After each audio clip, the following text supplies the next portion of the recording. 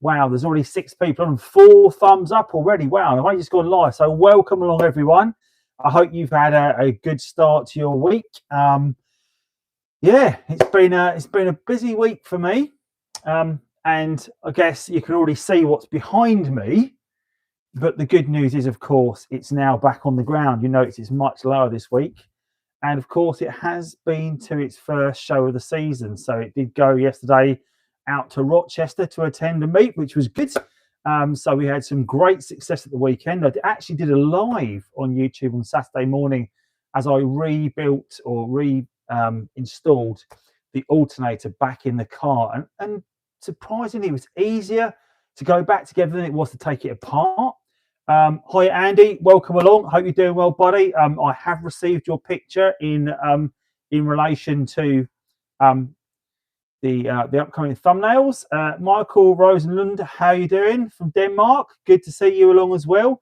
Guys, if you are watching tonight from around the world or even around the UK, then please let me know in the comments where you're watching me from tonight.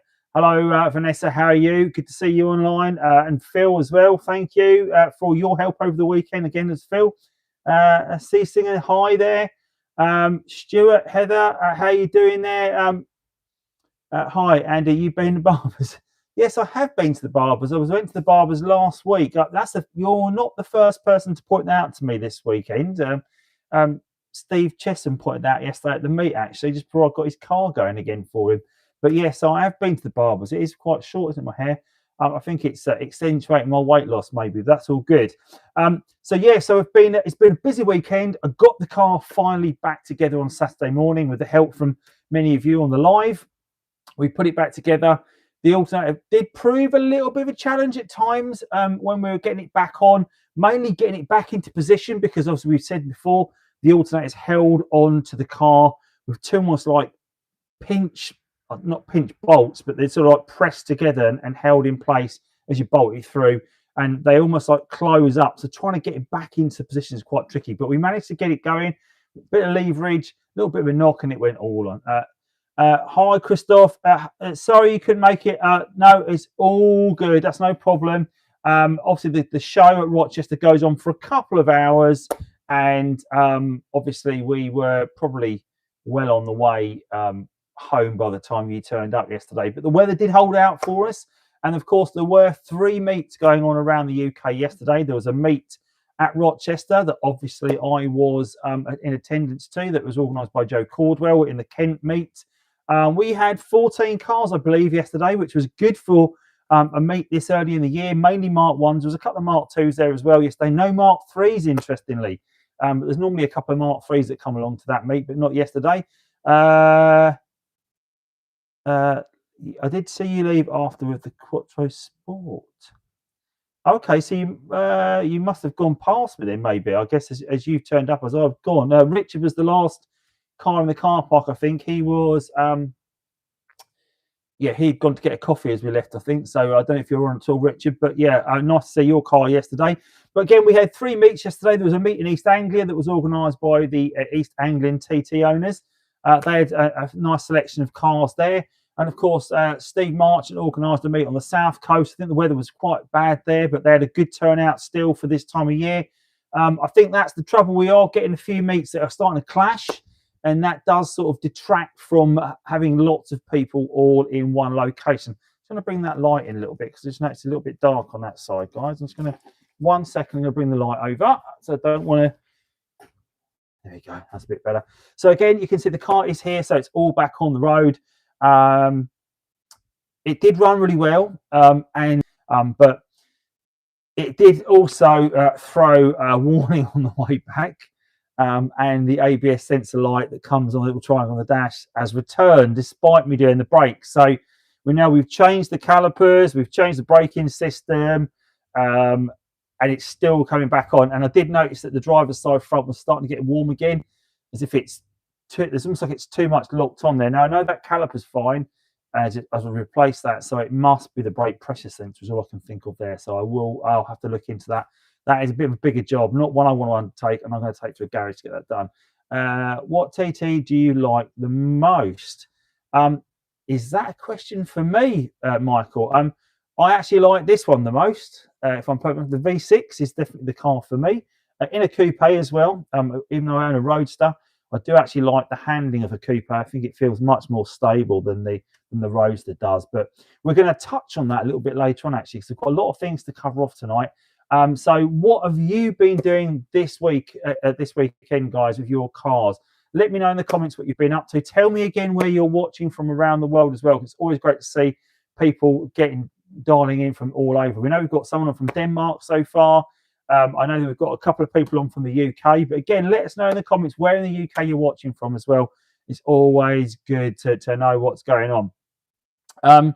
So have you seen my latest video? Is probably a question I want to ask as well. Have you seen the video that went out yesterday? And it was all about buying OEM car parts and when to avoid buying aftermarket parts.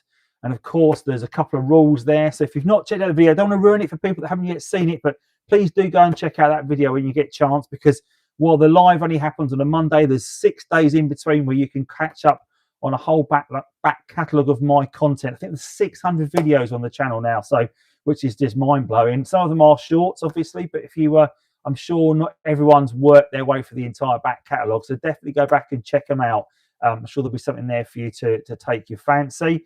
But yeah, so when we're talking about car parts and we're talking about OEM and aftermarket parts, the sort of main rule to think about is if your component you're looking to replace communicates with your ECU, then always go for genuine, always go for an OEM part. So we're talking sensors, the MAF, all the components that are talking back to the car electronically, always keep those as OEM.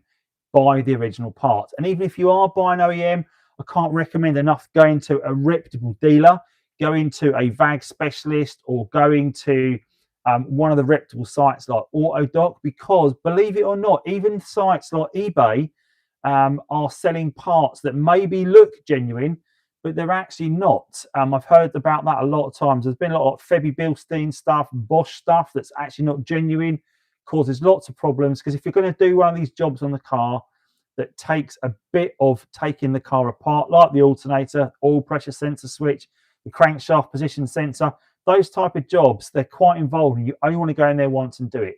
So don't be fooled into saving a £5 or a couple of pounds here and there just to get the job done cheaper, because you will pay for it in the long run. Buy cheap, buy twice is probably the way to look at it. So make sure you are buying genuine. And so definitely go and check out the video. It's got some interesting facts and figures in it as well, so you might find some nuggets of information you might benefit you in the future. Andy Morton is saying, sadly, nothing, because the oil pressure warning light has returned. Yes, I know that we've spoken about it, Andy, and I think you've got it booked in to go and have another look at that. Now, of course, the oil pressure sensor normally does fail on these cars when they get a bit older, and it starts giving that red oil can on the car, which would indicate bad oil pressure.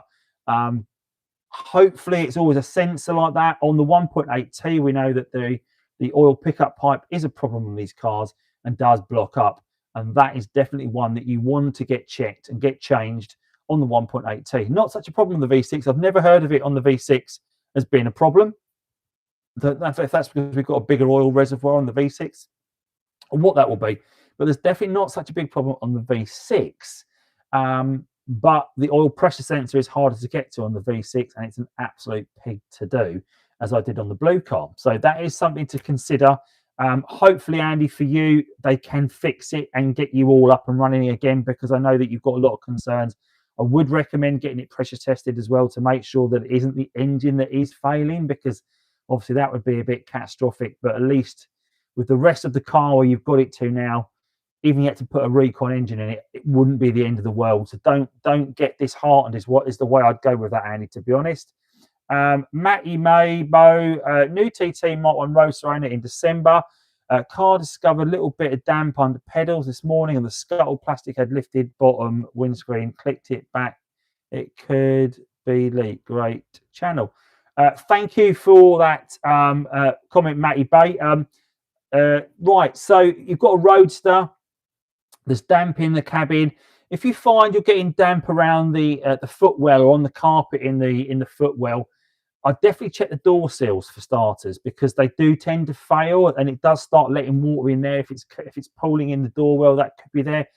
Unlikely to be coming in down the back of the windscreen, the scuttle panel. I wouldn't have thought there. More likely to be coming in through the door seal. And of course, what they do have, these Roadsters, is they have a renowned problem with that rear window failing, which then lets water into the void at the back of the car where your CCM is. Now, the CCM is a vital part for these cars. It's the comfort control module. It controls all of your electronic components, such as your windows, your central locking, your petrol release cap, your boot release cap, flap, all the sort of bits that you need, the roof, the power roof. And if that gets wet and damp, it starts to corrode, and then everything starts failing. Now, if you just notice that once that's starting to occur after some rain, don't panic. I'd say chuck one of those moisture absorption pillows in the car anyway. I'd always have one in there to absorb it in the rotor, because it does take that damp, musty smell away. Stops your steering wheel furring up as well. But if you are getting damp in there, and maybe if you put your hand in the void behind the driver's seat on that parcel shelf, if you can feel it damp in there, start checking a couple of things. Firstly, make sure the window is sealed the whole way round. Make sure there's no leaks on that. But the cars, that roof is designed to sort of let water in along the bottom seal.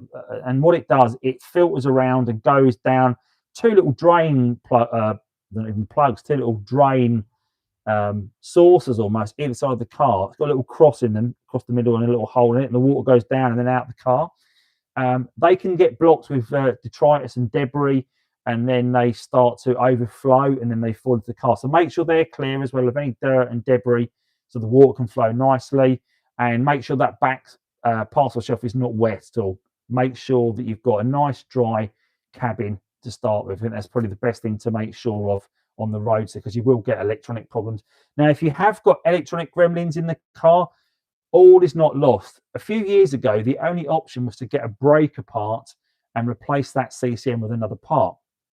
And those breaker parts had to match perfectly on the part numbers. The last letter on the digit, you had to make sure it was a matching part.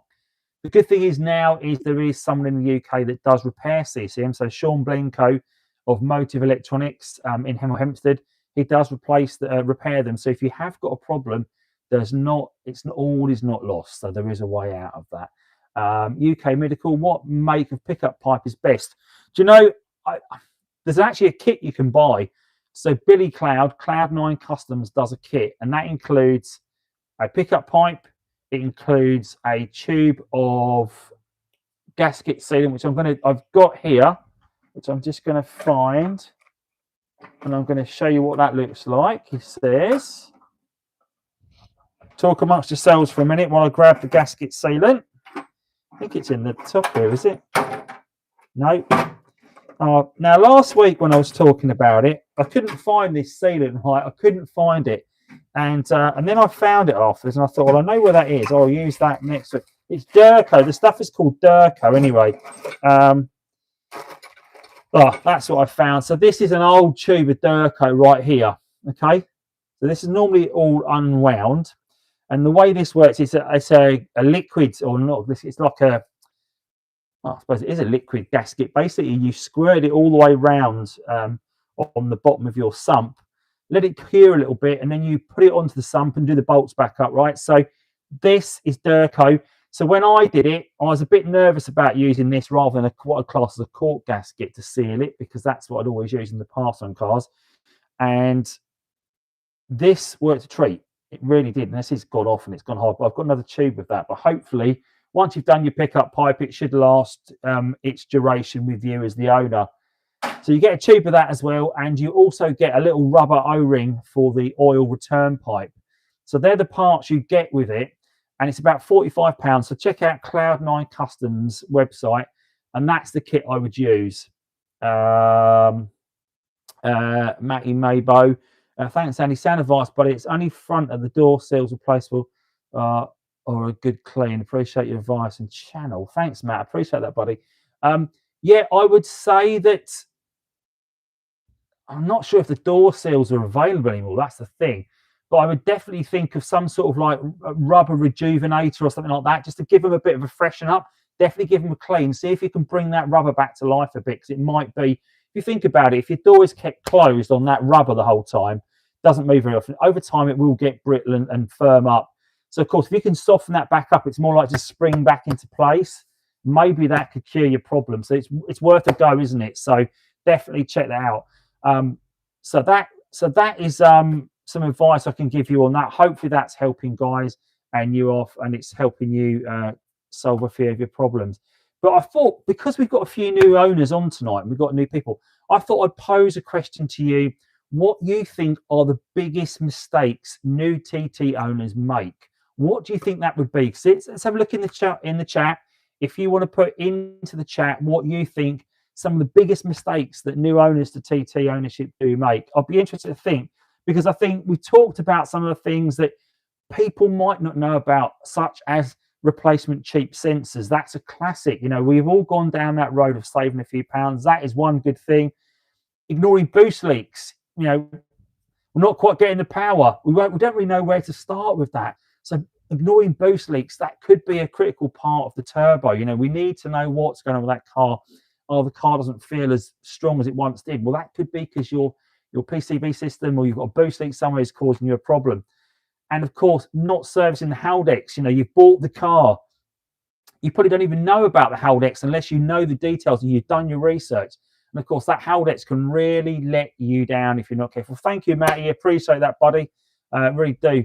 And of course, guys, if you enjoy what you're watching, you find I do help you out, of course, why don't you join my my membership team here? So you can join the channel. There's a link down below where you can join the channel. You get lots of things being part of the community now, which I'm gonna talk about a little bit later on, because I am trying to expand that out to really bring the community together. And we are creating a TT inner circle here at the Andycharger channel, but I'll talk about more of that later. My mistake was not checking turbo condition. Pay that one heavily. I guess you had to put a new turbo in the car, did you then, Vasil? That not be great. Not cleaning the catch can. Yeah, of course, if you have got a catch can on the car and not emptying that out, that can cause a problem, because it'll only fill to a certain point. And if you don't empty it, you'll end up going back in the car as a nice, thick, runny mess. So you definitely need to keep an eye on that. Keep that nice and clear. Of course, that is only going to be if your catch can. I just realised that's better, isn't it? Got a bit more light on the scene now. Didn't have marine light on. You'll find that the catch can is only a feature on certain cars, because only cars that have been modified. Originally, the car didn't have a catch can. And someone asked me yesterday, why didn't they just put a catch can into the car originally if the PCV is so problematic? Well, if you think about it, a catch can needs maintenance. You need to unscrew the catch can, and you need to tip that oil away and dispose of it. Now, if you are buying that car to just point and go, the last thing you're going to be doing is regular maintenance of taking off a catch can or emptying the oil out. So that is why I think it wasn't part of the car originally. Yeah, turbo rebuild with broad Wagner internals, €900. Wow. In Greece. Well, nice to have you along from us in Greece. Yamas. Hope you're doing well, buddy, there. So there's lots of things there, isn't it? I think that new TT owners might make. And I think people also tend to not know about the things that we talk about there. The pickup pipe is vital, isn't it? The timing belt. I mean, they are things that are the pickup pipe, not so much, but timing belts are obviously not unique to Audi TT Mark 1s. The timing belt needs to be changed at intervals on most cars. So I think that is a generic thing, but the pickup pipe is definitely unique to the Audi TT Mark 1 for being problematic. So we know that for sure, don't we? But yeah, and also, if we are, one of the mistakes that a lot of new owners make is they are buying a car that, because a lot of the cars nowadays aren't standard, they have been modified. So they might have been mapped, they might have had modifications made, and those modifications might need a bit of careful TLC now and again. And if you're not prepared to put the TLC into it and get that car serviced, and again, people tend to modify a car and they might modify it for power and performance, but they're not modifying it for the stopping power, the clutch. It's putting all those other components under a lot of strain.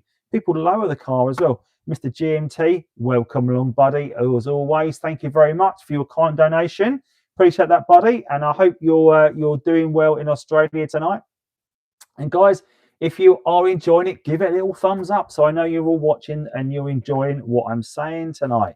And of course, we are I don't know if you've noticed, but I've got a new hoodie on tonight, a different colour hoodie on. It's actually a smaller fit as well because now I've lost a bit of weight. And of course, this is a good time to show you the back of it. Look, so there we go.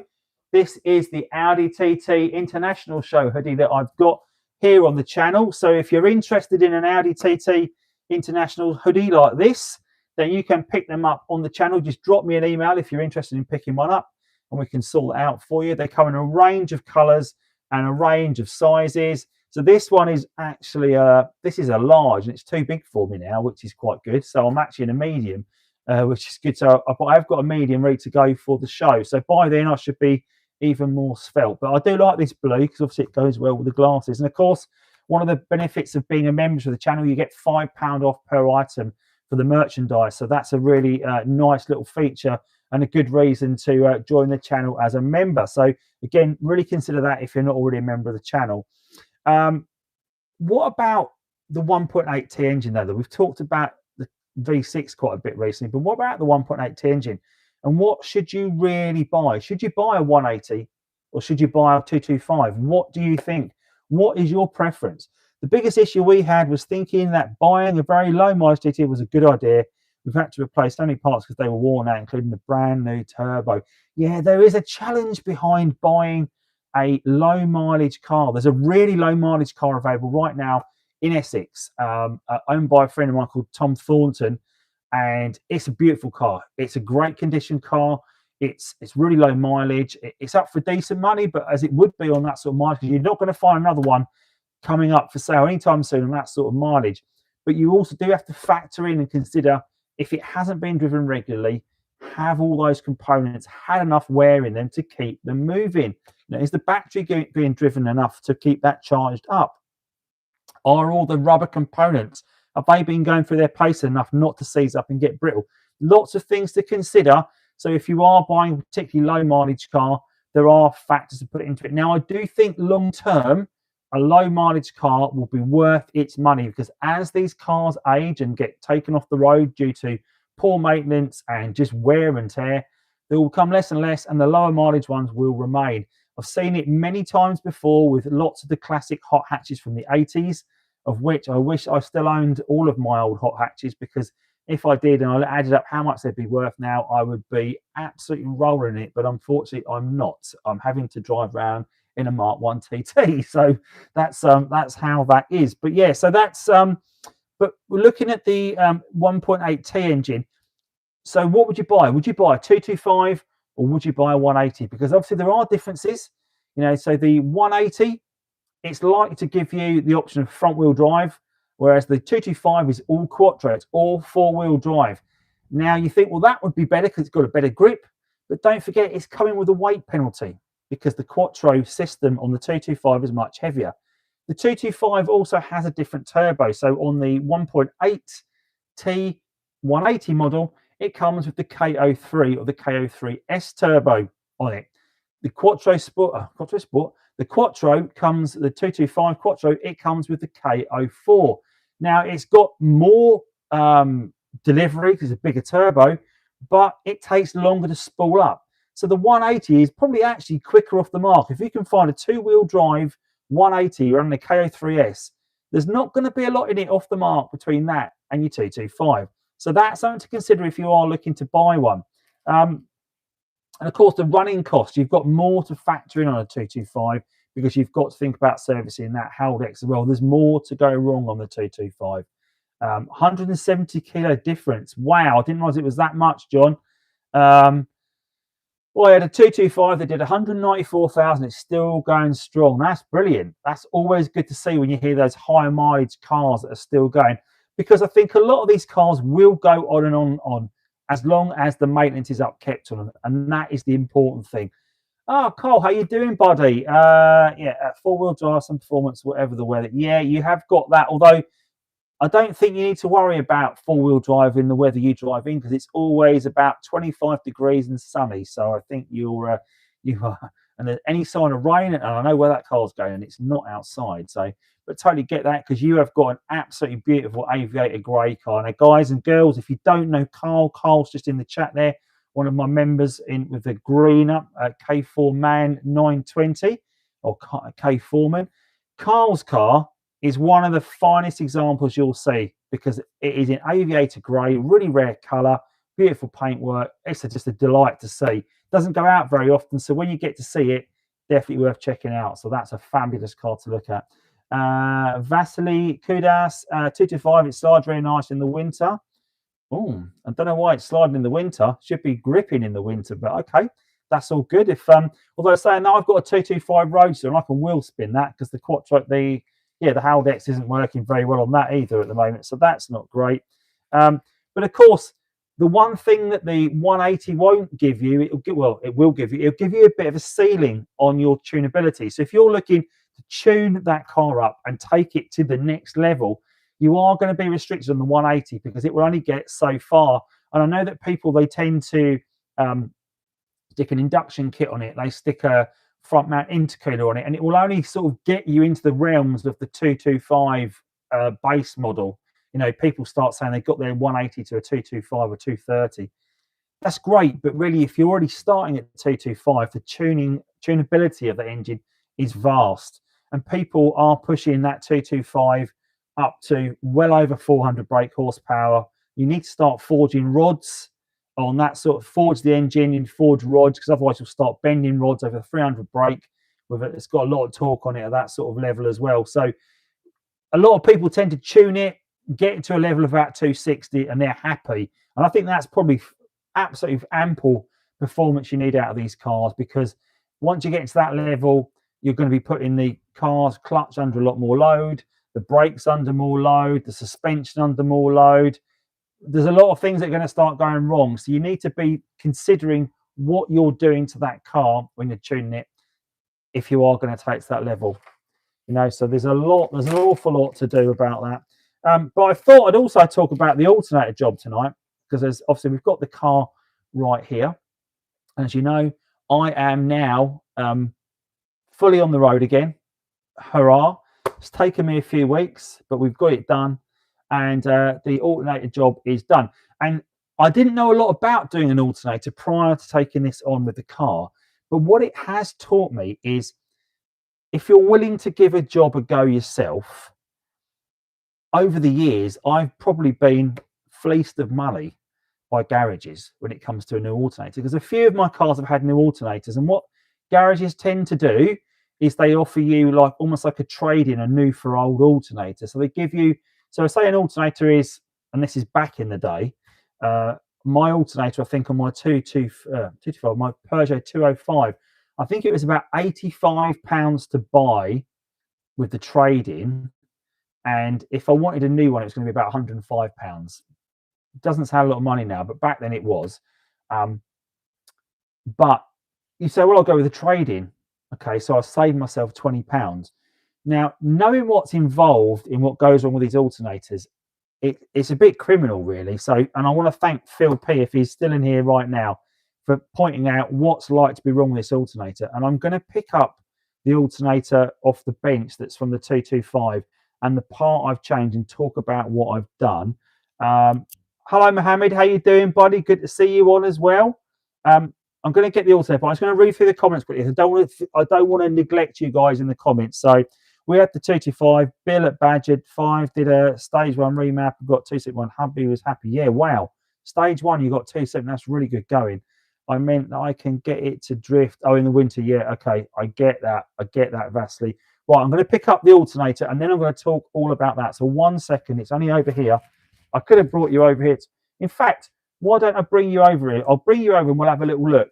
We'll move it to the bench over here. Okay. So here is the alternator on the top of the fridge freezer tonight. So I thought I'd talk about it over here. So what we've got is, here is an alternator.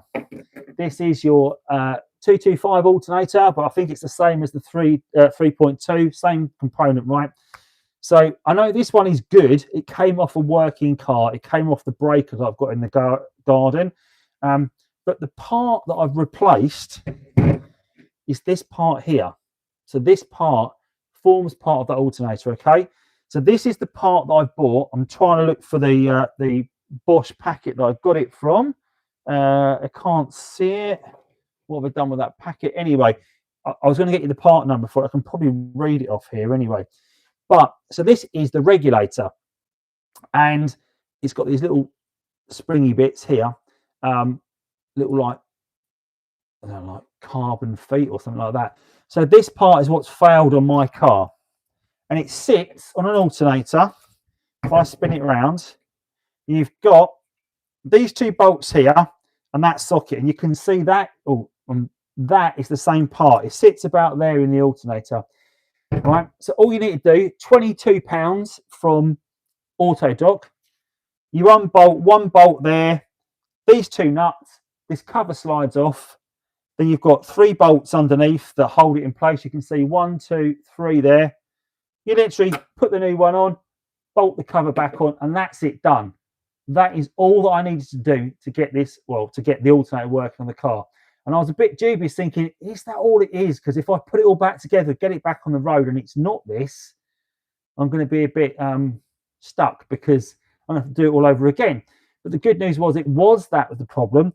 So this is what you'd buy if you're buying an alternator, right? And if I looked online to buy one now, brand new, £165 to buy a new alternator, right? So what garages are doing, they're selling you a new alternator for your car, but they're selling it at that, probably with that trade-in on it.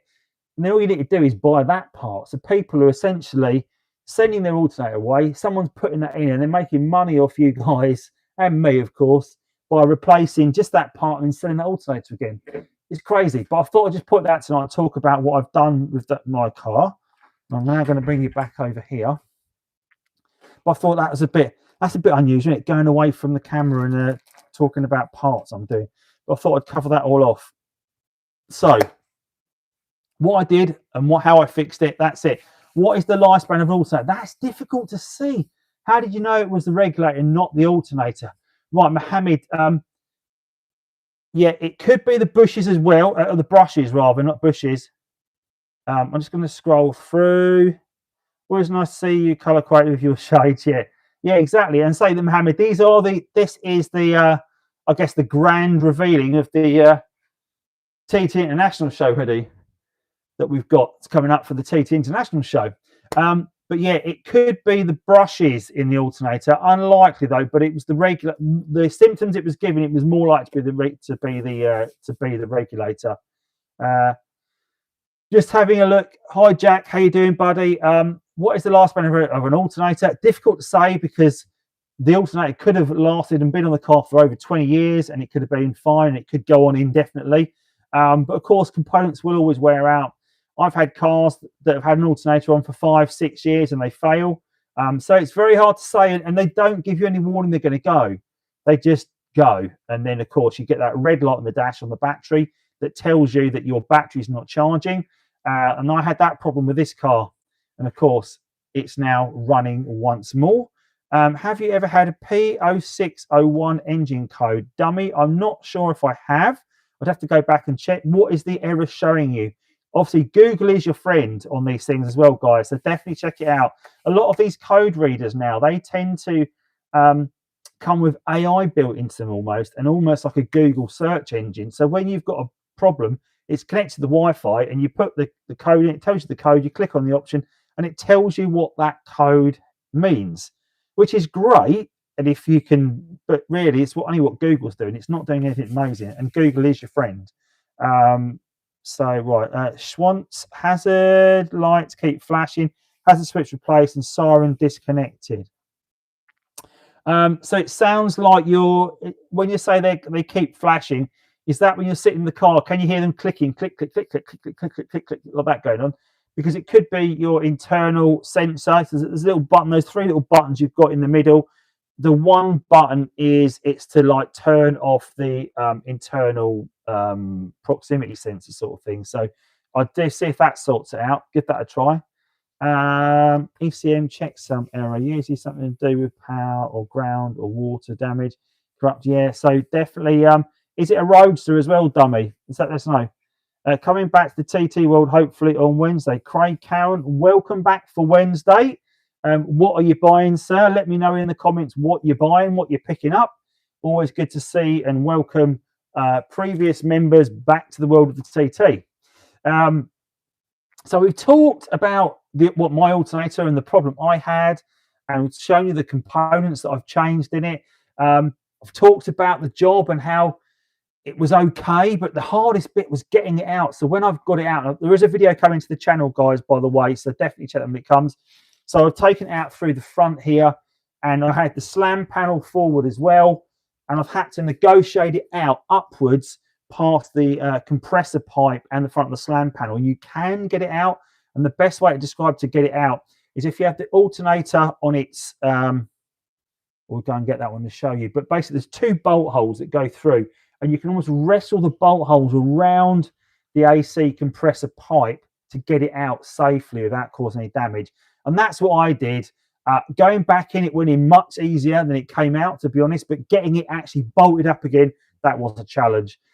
Steve Chesham, good evening, Andy. Thanks again for the battery boost yesterday. I'd have been stuck without it. Yeah, I was going to talk about that show yesterday, Steve, in a minute, and how we got you out of trouble yesterday. So glad we got you out of trouble. I'm always here to help you out. Thank you for the welcome. 3.2 Roadster, 60,000 miles. Lovely. What colour have you bought there, Craig? I bet it's hopefully it's a nice nice exotic colour. Exotic colours, of course, are the best. But yeah, so Steve just mentioned in the chat there about how I got him out of trouble yesterday. So we went to the show, and Steve's got a lovely Ava Silver Quattro Sport, and it was parked next to another lovely red Misano Red Quattro Sport. Unfortunately, Steve's Quattro Sport doesn't get driven as often as he would like, and because of that, the batteries obviously run flat. Even though he'd driven all the way down yesterday from home, which is probably about an hour's drive for him, you'd hope that would have charged up enough. But when we got to the show, went to pull away again, wouldn't start. So that's where, luckily, I'd taken a few things with me yesterday. I'd taken a jump pack, I'd taken a code reader, I'd taken a battery tester, I'd taken a tire inflator, all because I want to make sure when we're at these shows, I can help people out if things happen, and of course, help myself out if I've got a problem also. But I just had a feeling when I've been to shows recently, now all these cars are getting a little bit older, they all seem to cause a problem for someone at some point, normally me. But the battery pack jumped the car, and we got him going. And that was a new battery pack to me from Topdon, the JS3000. In fact, if you know Lee Clue, who is a Mk1 TT racer, he races a Mk1 round Brands Hatch and the racing scene in the southeast. I noticed he did mention on Facebook tonight that he's looking to pick up a new one, and he was considering buying one of those. So I've sent him the link on my TikTok shop. So if you're interested in buying one, guys, check me out on TikTok, because there's a link on my channel to pick one of these great battery packs up. I'll show you it in a minute and see what you think of it. There's a comment there. Mohammed just bought an Osram 20-watt solar panel to trickle charge the car. Absolutely the right thing to do, Mohammed. Definitely keep a trickle charge on them to keep the battery health up. And not only that you can charge the battery up, but you also need to repair the battery. You can put a lot of these new modern battery chargers into a repair mode. You can repair the battery. So this car had a really naff statement of health, I think they class it as. State of health, rather, not statement of health, state of health, of about 3% battery health. I ran the repair on it, got to 85, so it's much better than it was. It's still not great, and funny enough, Steve's battery and my battery are the same as that UASA battery, so they're okay, but they don't seem to last as long. Going to send the CC off to Sean at Motive Electronics. Do you know what? I would highly recommend anyone that has that problem to definitely do that. Sean is like a godsend to us now, really, because until recently, the CCMs, once they were wet and damaged, that was the end of them. Whereas now Sean is repairing them, bench testing them, getting them going again. That's great, because you have to be really careful when you're buying replacement CCMs secondhand that they have to match on the part number, or you can be in a lot of trouble. So Swans, yeah, absolutely. Sean is a great guy to go to. The Sport needed jump. I saw the Sport needed jumps. Bought a jump pack straight away. Yeah, that's great. Oh, UK Medical, were you there yesterday then? Who were you there yesterday? There's quite a few people there yesterday. Not sure who you were, but just going back for when did you buy your first TT? Vasil Kudas. Is that aimed at me, that question? I bought my first TT in 2018. Bought a silver Roadster, which I still own. So I've had it 8 years, and I've done about 7,000 miles in it in all that time. So it doesn't get driven that much. although I'm taking it to France this year, so I better make sure it's okay. The amazing surcharges are crap. The Amazon surcharges are crap. Yeah. Do you know what? There are some components out there and tools out there. Oh, you were watching there, right? That makes sense. Gareth White, even Andy, just got my 225 back on the road and found I'm getting quite a harsh vibration in first and second gear, just for turbo, but all other gears are fine. I think there's a selector on first and seconds, and the causes a problem that wears out. I think it's the gear selector switch. I might be wrong on that. Someone else might want to jump in of that knowledge, because I'm pretty sure Bryn mentioned something about that recently. So definitely worth checking out. You're watching there yesterday. Got that? Yeah. Have you worked on the PCV at all? How is it to work on for the 1.8T? Dummy, they are. I'd say with the PCV system, if it's not causing you any problems, leave it alone, is the best advice I can give, because they tend to be very brittle and old. And if you start moving around, pushing pipes, they can crack and cause problems. So you don't want to be pushing around them too much. People tend to swap the hose out for silicon hoses. That seems to be a popular upgrade. But what I'd say is, if you are going to start doing that, make sure you're doing all of it, because replacing a few hoses and leaving some in place, you could end up with damaged pipes that will cause boost leaks and problems, and then you'll be in all sorts of mess, guys. So just be careful if you are messing with the PCV system. Just reading the comments are coming thick and fast, guys. Love it tonight. This is amazing. Would you recommend a catch can from Cloud9 Customs? Chris MC123. Yeah, I had a catch can on the black car, which came with the car actually, and it's a nice little unit with 2 holes that come out of it, a little screw on bottom bit, the 2 little brackets that sit over the strut brace. Did a great job, and I've not heard of any bad reviews of people that use a catch can from Billy Cloud. There are other catch cans available, but I think the Cloud9 Customs one is a popular one for the car. It's not causing problems, but there is some leakage, things replacing the whole system soon. Yeah, if you're thinking about replacing it, I'd recommend looking at doing a catch can, and say the Cloud9 Custom one is a good one. Yeah, there you go. So Christoph has said it's a brilliant catch can, so that's good. I think we've caught up with all the comments that come in, so that's all good. So we've talked about for things for new owners, but what is your worst mod you've ever seen on the Mark 1? Let's put that out there, because I'm sure some of you have bought cars that maybe have got a few interesting mods, let's say, or you've seen things that aren't quite great. But let me know what you think in the chat. So I'm talking there are people I've seen driving around with like fake vents on the car. Now the Mark 1 TT, the one thing it doesn't have fake stick-on vents on it. It doesn't. Everything has a purpose. So why would you stick bits on a car if it hasn't got a purpose? That's a bit mad. Massive spoilers seems to be another great big thing. Eyebrows. Yeah, that's an interesting one. Having eyebrows on the lights. Why would you do that? It's reducing the light coverage.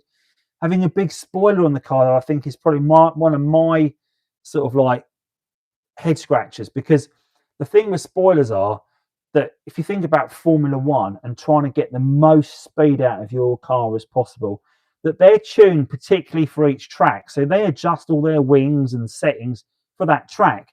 Well, your spoiler isn't being adjusted for every journey you make. So if you're putting a big spoiler on, you're creating more drag that's affecting you at all times. So yeah, it might give you some benefits at certain times, but I think it's just for aesthetics. The big wings, stick-on spoilers are just for looking. I think that for me is the area I don't really get my head around of the modification. Poor remaps, I think, is probably another one that people suffer with. I've heard a lot of stories about people having their cars. They bought a car that's got a bad map on it and want it put back to normal. Anything. Is Joe in the chat tonight, Steve? It's a very controversial statement. Questionable body kits. That's another one. You know, people stick. Now, I don't know if you saw in my post yesterday, but my brother-in-law sent me a picture of a TT Mark 1. Big wide back on it, huge. It looked different. And I looked at it, I thought, wow, that is pretty cool though. It does look quite fat at the back. So I put the picture up and said, what do you all think of this car? Really in line with where we were going today. And just to see what people thought. And people did point out it's probably AI. And I think it is. It's an AI car. So it's not genuine. But it's interesting when people start modifying their cars to that level, you know. So We can chat roast people respectfully. We're all friends here. So what do we all think? What are the bad ones? I'll actually find the car. I have Pink Smart with their they're great. Okay. So yeah, so Steve's about Joe. There's a great shim kit for quattros that tightens up the gears. Gonna try it for a while in third, fourth. Sounds interesting. When's on the catch can? Should we keep the 2 valves and line going to the inlet manifold? Not sure. There is a if you want to check that out though, if you're thinking about doing a catch can setup, there's a video on my channel showing the setup. So if you go and check out about catch cans on my channel, you'll find all the details on it. So that will help you out, Vassal, hopefully. But yeah, what should we talk? Should we talk about do a bit of story time? Maybe let's do a bit of story time. So something I was asked about the other day, because there seems to be a bit of a myth that goes around about this, and I thought, well, I'll cover it off a little bit and talk about it. But obviously, when the TT was launched in 1998, there were a spate of crashes in Germany, because obviously in Germany there isn't the speed limit on the autobahn. You can do what you like, and of course, because of that, it was found that the cars were becoming unstable at certain speeds, and these speeds were crazy speeds. They weren't doing 80 or 90. These are doing 155 and 160 in these cars, right? So the result of that was Audi sort of had to recall the cars, and they had to come up with a solution, and a fast solution. And of course, they added a rear spoiler to the back of the car. They updated the suspension geometry as well, and they introduced the ESP as standard. That was 3 things they did to try and solve the problem, and it seemed to do it. And that, that rear spoiler, it wasn't just a styling element; it was actually a fix. And of course, it is a bit of a divisional component, I think, in the scene nowadays. That, of course, although cars were recalled for that modification, not all of them did. So you do still find a couple of cars out there in the wilderness that have got the standard rounded back on it.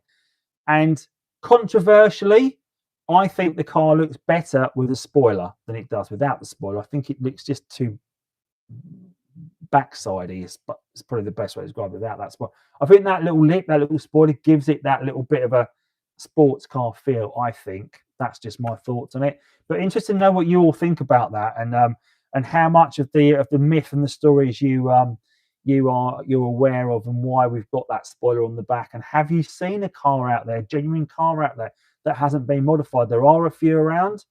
I've heard those that never fitted the spoiler went up in value. Is that true? Yeah, they are. Well, it's one of those things that if you find one that's spoilerless, it's because it's so rare. Like anything, it's going to be worth a bit of extra money. But really, all it is a boot lid. Richard Stevenson, sorry I missed the Rochester meet on Sunday with yourself and Joe, but we'll be there at the next one as well as your Spring Fest later in the year. Yeah, absolutely. We're going to talk about Spring Fest in a little while, and we're going to talk about lots of things. So there's quite a few members in the chat tonight, so probably a great time for me to give a big shout out to all my members. I know I've mentioned you already, but it's always great to see you in the chat here and helping out. And you all appear with your green names across the screen. So those guys of you that aren't members of the channel yet, the ones that have got a green name on screen, they are already channel members. And they are making up a great part of the Andycharger sort of, I guess, my club, I guess. We're making a special little club. And I want to sort of like call it the Andycharger channel TT Inner Circle. So, of course, if you would like to become part of the TT Inner Circle here at the Andycharger channel and support me, then please use the join link below. And the guys that do support me, and that they do contribute, and they do help shape the channel. They a big thanks for all that you do, and helping me do what I do here and help me shape the future. And of course, they vote on future videos. That's another thing that we're going to be doing this week. And obviously, you get early access to the Springfest TT Garden as such as well. So I have released the date to my members for the first Springfest of the year, and it's been great. It's been already a big influx of people that want to come along to that, which is great. And I am going to bring up that to everybody tonight. I'm going to make the announcement of the date of Springfest for everyone as well. So there's a lot of content that comes to the channel, and a lot of it is thanks to your support from the members. And of course, if you're looking for a hoodie or a t-shirt, Members also get a discount on merchandise as well, £5 per item. I know that Andy, you took advantage of that this week, and you bought yourself a lovely white T-shirt for coming to the Audi TT International show. So I know that Mrs. Jugs, I know you and your husband, you have hoodies, and Andy, you've got hoodies, 2 hoodies as well for the International TT show. So again, I'm rocking mine tonight on my back. So there's also T-shirts available in case the weather's nice and warm. So if you're interested in a show T-shirt, let me know. I'll be bringing some with me on the day, I think, because I think they're going to be a popular item. They're already a popular item with people ordering off me. So I think they're going to be a popular item on the day for the people that haven't yet ordered them. Obviously, I won't be able to take too much there, but you know how it is. So again, if you want to be part of my core group, definitely click the join link below and help me build the Andycharger channel and support network behind it, because I want to be able to bring the best Mk1 knowledge base and team together to support all the members, all the subscribers, all the people around the world that like Audi TTs. And that's what membership's about anyway, isn't it? You know, so that's, but again, if you don't want to do it, no pressure at all. But just wanted to say I appreciate all of you that have already done that. You make a big difference to me. So thank you very much. So what shall we talk about next? I'm just trying to think. Well, let's talk about Springfest. So Springfest, this is the date that we've been waiting for. And the date for Steve Chesham, thank you for becoming a member of the channel, buddy. Massively appreciate that. You are a legend. I'll knock it off your bill for the jump start. No, I'm joking. No, I really appreciate it, Steve. Thank you very much for supporting the channel. You're another one of my you're already part of my inner circle anyway. I'd say there's many people out there already part of that, but thank you for supporting the channel. The date for Springfest is out. It is Sunday, the 31st of May, starting at 10 a.m. So that's the first installment of Springfest for this year. So if you would like to come along to Springfest, there you go, guys. Just gifted membership. What a lovely guy you are, Mohammed. Thank you very much. I just I've missed a comment there. So if I remember correctly, I think I'm going to come TRV 010. Going to come back to your comment in a minute, buddy. Just going to talk about Springfest, or I'll lose my train of thought because there's just so many comments coming tonight. So yeah, Sunday the 31st of May at 10 a.m. If you would like to come along to Springfest, which is held here at my house, we've got space for 40 cars in the garden. It's a great day. I'm hoping the garden will be hard enough then to park on, because right now you'll sink into it. No matter if you're driving a 4x4 or 2-wheel drive, you're still sinking. But I'm hoping by then the garden will have firmed up and it'll be great. We've always been blessed with lovely weather to date. I'm hoping we'll have lovely weather in May. And of course, it's also catered for by the Springbank Kitchen. So we've got sweet treats and bakes and savoury eats. I've even built, for my Springfest meets, I've built a purpose-built toilet washroom in the garden. So which is, it's not like a little cubicle, it's like a nice big toilet. So you've got a nice luxury loo to use as well for people that attend in the garden. So yeah, so it's a really good day, a great chance to walk around, meet other Audi TT fans, other TT owners, talk about the challenges of TT ownership, talk about what you like about the cars, get the opportunity to see so many cars in the garden as well. And I'm also going to hold another meet slightly later, might be in June, but might be July, which is going to be for a members only meet. So members, you'll be getting notification of that as well. I'm going to try and make it a date that suits as many of you as possible, so I'll work that around you guys as well. And I'm also looking at doing just a Mk1 meet also. So there might be 3 meets in the garden this year, and if you want, you're all welcome to come along to all of them if you remember. But yeah, so we're going to be doing that. But again, the meet on Sunday the 31st of May is open to everybody. It is by invitation only, so you need to let me know or send me an email and say you'd like to come along. So contact me at the channel. The details of my my email address is andy_charger@hotmail.com. So that's andy_charger@hotmail.com. Drop me an email here at the channel and let me know that you've got an interest in coming along. And then if you are one of the lucky ones that make the 40, I will email you back and say, yeah, you've got a slot for the 31st of May. So that will be hopefully it'll be another great day here at the channel.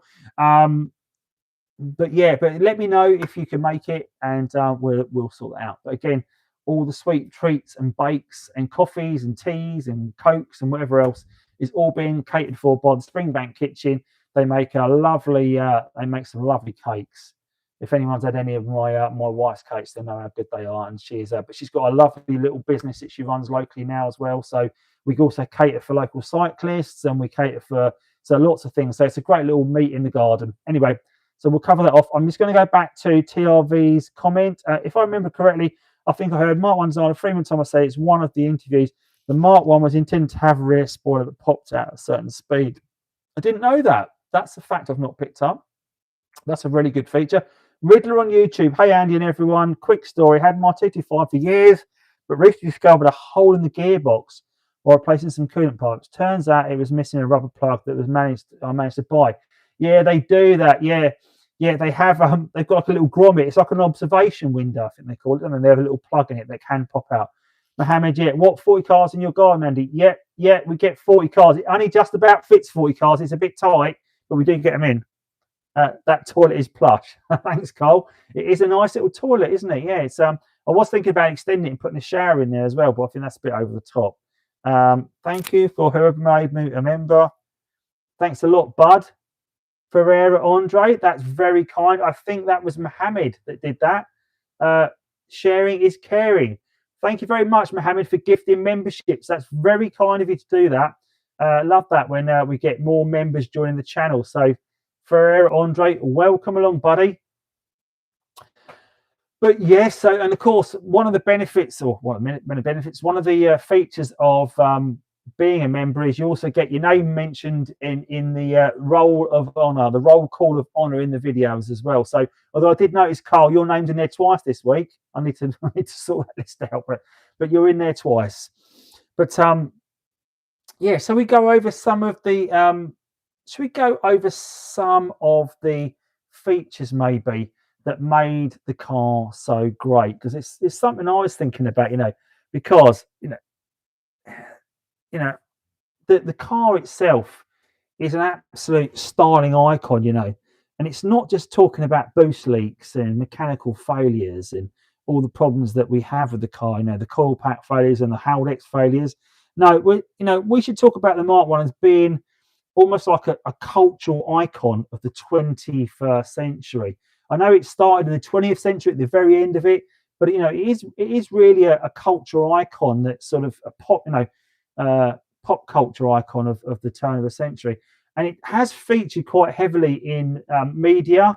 So it's appeared in quite a few Hollywood films, a few series that were around at the turn of the century as well, and of course it did work its way into a lot of computer games as well. So I thought we'd talk about that and some of the areas that you may or may not have seen it in, because there are a few rumors that go around about where the Mark 1 has appeared. Right, so one of its big appearances, and one I don't know if I should admit to liking this, should I really? But I don't know. But it's only because it's very similar colour to my hoodie. But its main appearance it made in Hollywood. Does anyone know what film it was in that would correspond with this hoodie? I'm going to see now if anyone knows what it is. Yeah, Martin has the best rear end for sure. Do you know what film it might have been in? And the TT is actually this colour. But people often think it's a pink one, but it's not. And the reason they think it's pink is I guess that sort of colour goes more with the film. I'm always looking back at my car after locking it. We all do that, don't we? That's part of it. You've got to look back at the car. If you don't look back, you've got the wrong car. About a Boy. No, Steve Chesham, it's not About a Boy, the one I'm thinking of. But it might be in About a Boy, actually. I think it might be it's in a few of those sort of like, but whatever, Love Actually type sort of films from that sort of period. But anyone else feel like they're flying an old bomber driver in a Mark 1? Well, there was a car that looked like you were flying a World War II fighter, which was the P-51 Mustang car that belonged to Steve, and he unfortunately did away with the paintwork and painted it white in the end. Did away with that, but that's Mission Impossible. Tandy Newton, she does a great side swipe on Tom Cruise in that film, doesn't she? So Mission Impossible 2, she gives it an absolute whack And I did notice it does that, and then it cuts back to the car and it hasn't got any damage. It's a bit like, yeah, you know. But no, the film that I think really sort of, I mean, that film with Tanya Newton, she sorts that Porsche out. She takes a swide sight at Tom Cruise. It's a little silver Roadster she's driving. So I always do wonder, maybe it's, you know, maybe I should try that in mine, but maybe not. But it's there's a powder blue, and it's actually candy blue, the colour. Mk1 Roadster in Legally Blonde 2 is the film. So in the first car, I think she's driving a black Boxster, I think, a Porsche Boxster. But in the second one, she's driving a candy blue Audi TT Mk1. That's where it sort of first got noticed. But you know, when it comes to you know, those sort of films, do you think that maybe being that film it feminized the car a little bit? If that's a thing, I don't know, because you know, obviously Clarkson and other people sort of made a few jibes about it, didn't it, to try and, you know, detract it a little bit. I don't know why they'd even care about that, but you know, being in Hollywood films, it really did position the car as a style icon, I think, of that time. And of course, Mission Impossible, with all of its tech and all of its stuff going on, it really sort of like gave it a bit of a, you know, a bit of a bold appearance there, you know. So we're talking, it helped Audi move from that solid German brand, very boxy sort of look, into a bit more of a, you know, a striving technical force of design, you know, classic type. What's the word I'm looking for? It allowed them to rebrand, I guess, is probably the way I'm thinking about it. So Audi went from that boxy look into a very like forthright design icon that it was. And of course, it helped reshape the brand and the image as well. But of course, Top Gear, they did give it a bit of a bash over the years. And, you know, rightly so. Maybe it doesn't, you know, maybe it doesn't deliver the power that it's trying to show it's delivering. You know, these cars, they look amazing, and they're amazing cars to drive, as we know. But do they give you that out-and-out power that you expect that they will look like? Because they always look like they're going 100 miles an hour, even when they're stationary. I think they are, you know, they are that type of car. But of course, Clarkson and his gang did criticise the drive feel of it. You know, they made reference to it being a hairdresser's car with it. They say it wasn't as sharp as some of its rivals. You know, I think now, if you look at where they were pitching it back then, you know what they pitched against, like the Z3, was it? Or the Z4 were they pitching it against, and they were pitching it against the Mercedes. Is it the CLK or the little one, the real boxy one? And if you look at them side by side today, this still looks timeless. It still looks brand new. And that Mercedes, it doesn't for me. It doesn't do it. You know, definitely doesn't do it. Just having a quick read back through the comments I'm talking about. Yeah, Legally Blonde. Mohammed got that. Yeah, there are several in iRobot. Yes, there are. iRobot was a newer version though, without wheels. It's a shame. I would have picked one up a decade ago at least, but passed because of the hairdress. That's the thing, isn't it? Clarkson did it a bit of a disservice. I'm putting an Audi TT engine in my VW convertible. Nice. Are you putting? Is that a BAM engine you're putting in it? A lot of people seem to do that. They put the BAM into a lot of cars. Mine goes like a rocket. Yeah, mine always parked up. What car are you talking about, Dave James? We're talking about the Audi TT model. I'm going to bend that down a little bit, that camera. So I've got a roll of tape on the bonnet. Shouldn't have that on there, should I? I'm going to put that off there. So this is what we're talking about. And what I might do, I might back it up a little bit, the camera, so we get more of the car in. Mk1 featured in videos, yeah, Entrance forever. Yeah, it's been everywhere, this car, isn't it? Do you know what? I've missed so many comments, guys. I've just been chatting and rabbiting without sort of looking at the comments. Definitely fast enough for what I think was set up and tuned. Yeah, they are a great car. I'm an Audi TT Mk1 180, and when the battery is dead, the manual door won't lock. Manual door lock won't open. What's your opinion? I find the door won't open from the inside sometimes, even when the battery's dead on some of these cars. They can cause you a few problems.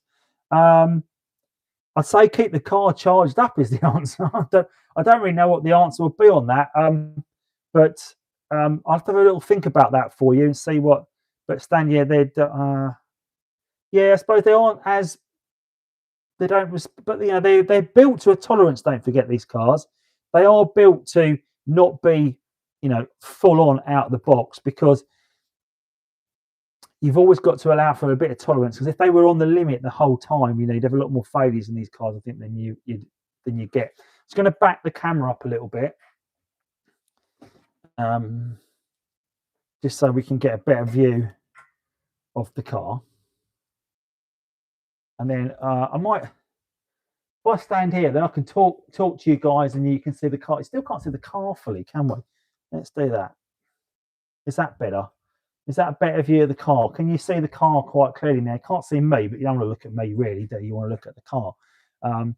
Oh, don't do that, though. Just turn the ring light off. Got a loose connection, my ring light. Oh, and again. I'll put that down there. Better not move the light anymore. Right, WD-40 in the locks and door handles. Yeah, that's probably worth a bash. See if that does it. Strange if battery is flat, if not the electronics on the door lock. I remember seeing the TT Mk1 in Need for Speed Underground 2 when I was young. Blob, absolutely right. So I was about to come on to that. So, of course, from an appearance perspective, like we talk about Hollywood films, but also games. It was massive in games, and games would normally be the make or break of a lot of new, like, fast cars and things. And I think I bet you there's a lot of games manufacturers out there that are driving around a lot of fast cars because they're all getting them from the manufacturers to test drive. And of course, you had, I think Gran Turismo 3 had one, didn't it? You could have 3 different specs of that car as well to drive around in. I remember there's like an amulet red one, and it's, I think it's a 180. It's a coupe, and it's got 3-spoke wheels on it. I've never seen a TT Mk1 with 3-spoke wheels. Let me know if you guys have seen a Mark III with 3-spoke wheels. The only thing I think it looks like is does anyone remember a Ford Probe? A Ford Probe, they used to do a 16 valve and a 24 valve Ford Probe, and that used to have 3-spoke wheels on it. I guess the Fiesta RS Turbo, they also had 3-spoke wheels on it. I was a bit like, nah, it doesn't look right. Can't get my head around that. So, but of course, these early games where they were sort of boosting and getting these Audis driven, you could also buy bolt-on components and make I think you could get your Audi TT Mk1 up to about 450 brake by sticking intercoolers and stuff on it. So the things that we've gone away and done later in life, they were doing even then. So yeah, interesting. Let's have a quick look. Can't stand 3 spokes. Yeah, no, I'm with you. I'm with you on that, Carl. 3 spokes are not for me. Even on the Fiesta RS Turbo, I think they did that dirty by putting 3 spokes on it. So there was that Fiesta RS Turbo. It came in more commonly in red with a green stripe around it, and they did a white one with the green stripe. They did a black one with the green stripe. They did like a graphite grey one with the green stripe. I think that might have been it for colours they did it in, to be honest.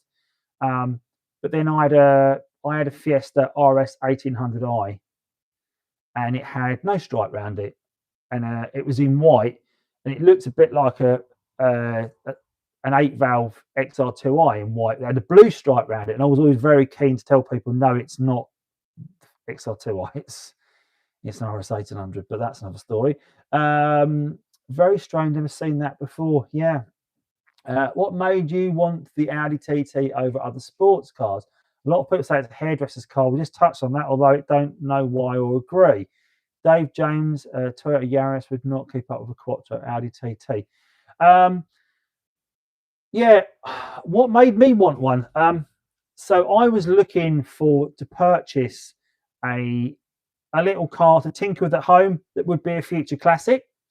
And I was looking around. I didn't have any affiliation with the car at the time. I just wanted a little future classic I keep in the garage, do a little bit of maintenance. And then I was looking, I thought, well, do you know what? When I think of like not hot hatches, but little tiny sports cars from that era, I thought of the Mercedes, the CLK, I thought of the TT, and I thought the TT in silver is where it's at. And I was looking around, and there was a Roadster that was for sale in Southend. And I thought, I'm going to go and look at that, see if I can pick that up. And I did. I went and looked at it and test drove it and thought, it's lovely. I love this. So I picked it up nice and cheap. And that was the start of my TT journey in 2018. And then in 2020, second MOT came along for it under my ownership, and it failed on a split gator on the drive shaft on the front. So I didn't want to pay the garage all the money. So instead, I decided I'm going to take that car apart. I'm going to do it myself. I'm not a mechanic. I've got no idea. And if you go and look at my early videos, you'll see that I'm just learning as I go along. And instead, I came home, bought some components, bought some tools, started working on it, would hit a snag, would stop again, work on it. And because it wasn't a daily, didn't matter how long it took me. And it took me about 3 months over. I had a bad bike accident in the meantime, which you can probably still, you can see the scars on my face. If you see me up close, you can see them quite clearly. I had a really bad road bike accident, not motorbikes, but actually push bike. Came off on descent and had a really bad facial injury. And that sort of put my restoration on hold for a few weeks as I recovered from that and had all the surgery. Came out and finished it off, and then so my early videos, I've normally got a pair of glasses on and look a little bit, the glasses are sort of hiding what's going on. So one of the reasons that I've got my glasses, I suppose, is because in the early days I was wearing just normal glasses, and to sort of take the attention away from my scars, because otherwise people would have turned off the YouTube right quickly because of my face. But there you go. But of course, the blue glasses now are my sort of like my trademark on the channel, I guess. So if you know me, you know my blue glasses. So other color glasses are available, obviously, but they are mine. But yeah, so we talked about in the media, but where else do we think? So obviously they were in Need for Speed. They were in Gran Turismo 3. Anyone else know any other games they were in? I think they've appeared in a few of those sort of like early 2000s London sort of gangster type films where they're parked up at the side of the road and the cool blimey governor sort of stuff. It's all, I think they're in a few of that as well. So yeah, there's a lot going on. But I think Audi, if we look back at why this car came about, and I have touched on it before, but they talk about how the TT sort of came about thanks to the Frankfurt Motor Show in '95, where they had that concept car came out and everyone loved it, and they went to production because of the concept car. Well, if you know your cars and you know your history behind Audis, I don't know if I should sit on the bonnet, should I? Well, I'm going to sit on the bonnet. I could see something on my bonnet just here, but it's actually one of your icons on screen. I thought there was a bit of dirt on the bonnet, but it's not.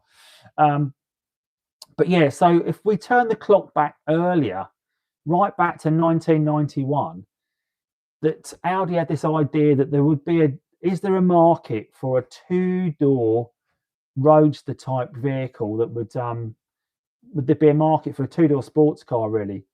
And they did some research and they came up with the concept, and the concept car they came up with was called the Audi Avis. And if you pull up Google and you type in Audi Avis into it, you'll see an Audi Avis, and I think it looks just like an Audi R8. Even then, 20 years before it came, well, not 20, 10 years before probably getting on for that, maybe 15 years before the R8 came out, Audi had this Audi Avis car. It was called the Avis, and of course it was all done in shiny chrome. It looks amazing. Just check out the pictures of it. And interesting that then when the TT came out, a little nod to that original concept, that they brought out a color of a car called an Avis silver car, which is really, really quite nice little touch.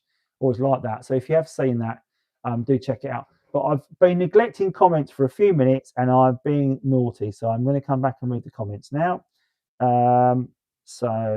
What do you think will make it a future classic, and do you think it will be a long time before one is considered? Big old TTs. I think we're there. I honestly think we're there. I think we're at that point now where these cars have got to the point that numbers are dropping.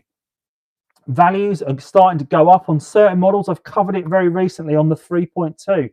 So sitting right here is a 3.2, one of only 41 made in this colour in the UK market. And it is obviously papaya. They're very rare.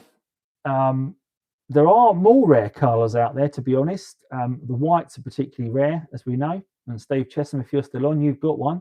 And there is obviously the Imlay yellows. You've got one of those as well. They're also very rare. Merlin purple's quite rare as well. Andy Mortimer, you're on as well. You've got one as well. So that's also a rare colour. And I think those rare colours, because they are so few, they're rare anyway, but they're really hard to get hold of now. And people will pay more money for a car if there's not many about. The TT Mark 1 is plentiful still on the whole, but for the V6 model, which we have right here, they really are dropping. I think they're down to about 500 models of autos and 500 manuals from what I can see online now. So you are getting down to the numbers of almost like the Quattro Sports were made in. So they are becoming quite rare. The Quattro Sports always held its money and been strong money because it was created and built in such low numbers. It was a limited edition car, but really, in the grand scheme of it, and it might upset a few Quattro Sport owners because they are lovely cars, and I've seen two great examples yesterday, but they are just a 1.8T with some nice features on it, and those nice features include the pole position seats, they include the suede gear knob, suede steering wheel, rear seat delete, the gloss black diffuser, the black roof. Again, they're bits you can buy and bolt on. We saw one yesterday, a black one actually, that was made to look like a Quattro Sport, that wasn't a Quattro Sport, but it's still a 1.8T engine, whereas the V6, you know, that is a whole new kettle of fish when you're talking about the grunt, the power, the sound.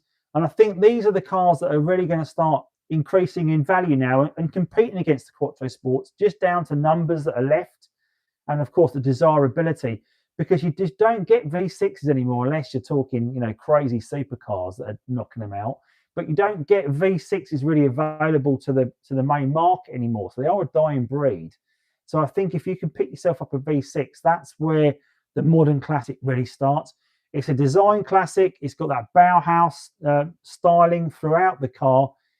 They are the cars that are desirable to people that have now got to an age where they've got a bit of disposable income that everyone has. I appreciate the car's affordable.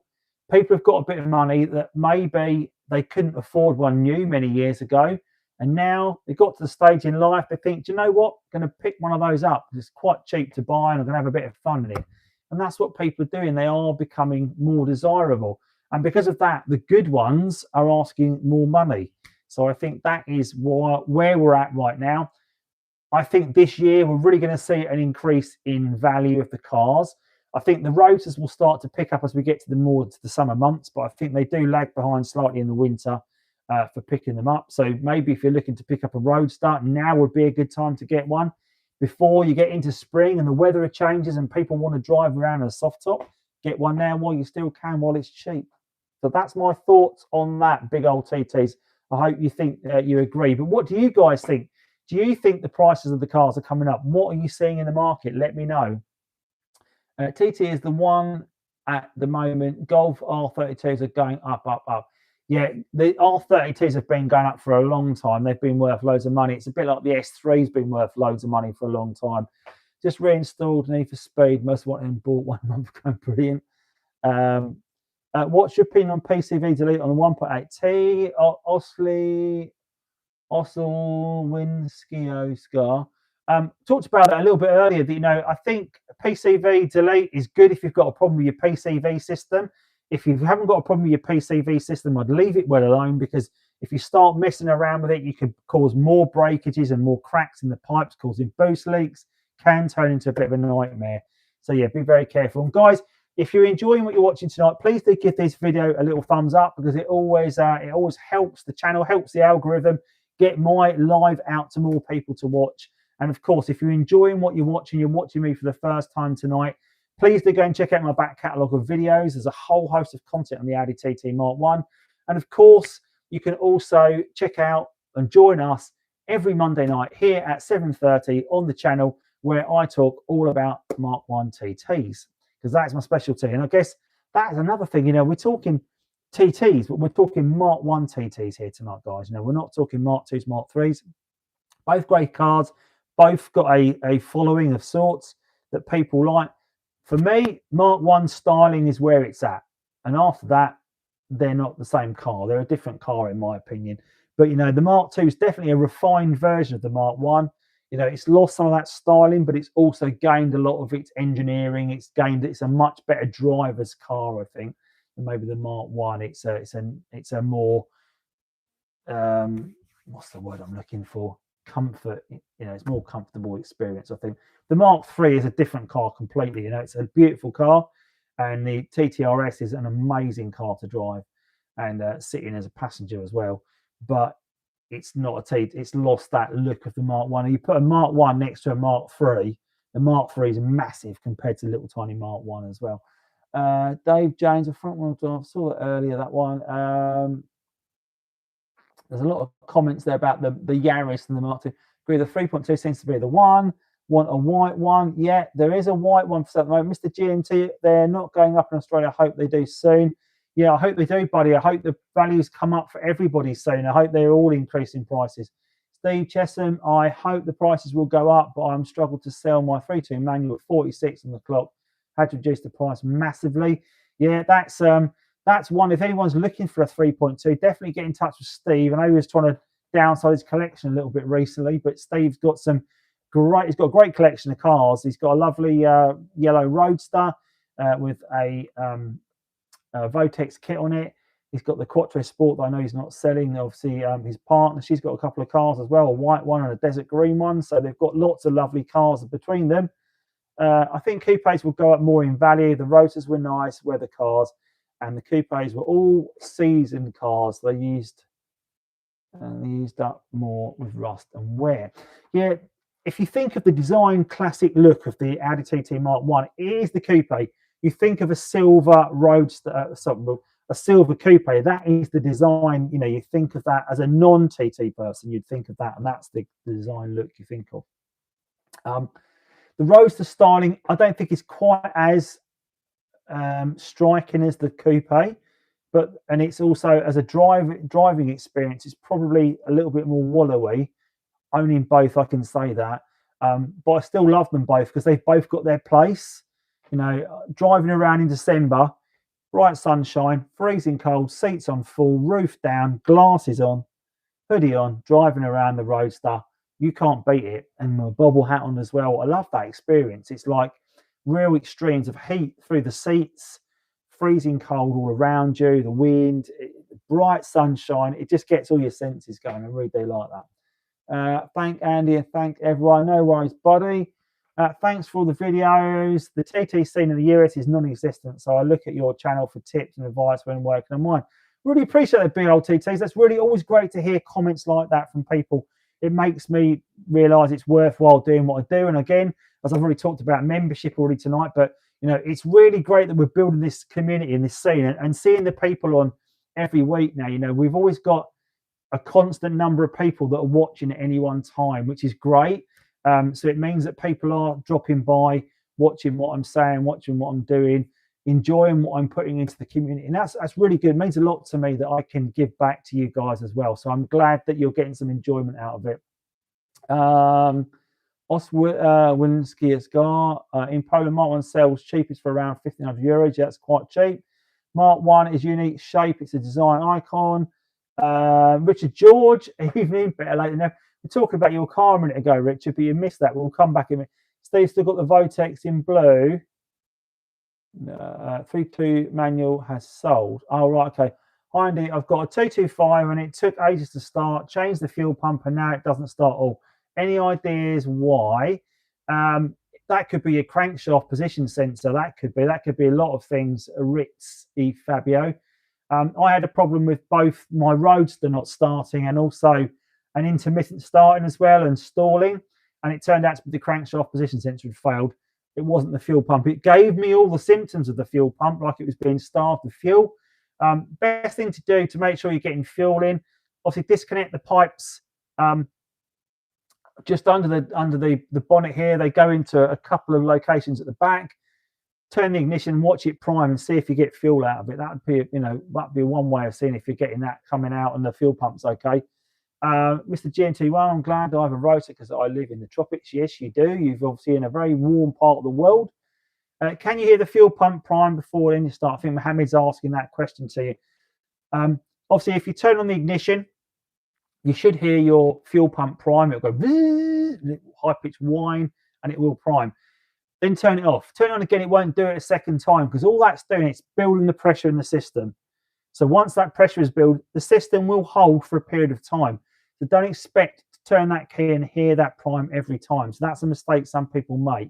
Don't think, oh, my fuel pump's failed because it's not priming. It won't prime every time. Once the system is primed, you're all good. So don't be fooled by that. I've also put my 1.8T engine that's in bits in the garage. I've put it back together. And I know, Richard, we spoke about this at the show yesterday. And the reason I put it back together is I want to do a deep dive breakdown of that. And I was thinking, a bit like a jigsaw, can I put it all back together? And yes, I did. And luckily it all fits. I haven't bolted it all back up because I figured for taking it apart, it'd be easy to show people as I take it apart in the video how it all comes apart. But it is all where it needs to be. I think that'll be a really interesting video. So I've even taken all of the head bolts out of it. So the head should just lift off now. And that's all a little bit exciting because what are we going to find inside that engine? Because we know that engine has had a catastrophic failure before my ownership. I like to add. And I think it's going to be really interesting to strip it down and see what's going on. I'm guaranteeing we're going to have bent valves. I'm guaranteeing we're going to have pitting in the top of the piston heads. I think Richard said there's going to be a layer of swarf going around the oil. Well, the sump is still on it, Richard. There's no oil in it. I did drain the oil out of it. So unfortunately, we're not going to have the pleasure of seeing that. But it will be quite interesting to see what's going on. I haven't taken the exhaust manifold off it yet because when I stripped it down, I was hoping I could just lift the head off. I know it's quite heavy, but it wouldn't even budge. So I think it must be bolted somewhere else. There must be some more bolts holding it in place. I'm going to find out before I take it apart. But yeah, I will. When I do it, Richard, I'll definitely invite you over, and then when I do it, you can be here for the big reveal, so you can laugh your socks off at what's the state of it. But I think it'll be a really good video for people because we all know people tell us that we must change the timing belt regularly, and there is a reason why you have to change that timing belt regularly because otherwise you end up with a dead engine like I've got here. And I think it's probably good to show you the damage that will be caused to your engine if you don't undertake that regular maintenance of having that timing chain done. I have to go, Andy. Thanks, everyone. No worries, Mohammed. Thank you for gifting memberships to people tonight. That was very kind of you to do so. We've definitely increased the membership tonight of the channel, which is very good. So I'm glad that we've got new members on as well. And again, if you want to become a member, click on that join link below and help support grow this wonderful Andycharger channel community that we seem to be developing, which is great. Sorry, I've not been on sooner. Been sorting out my new work venture.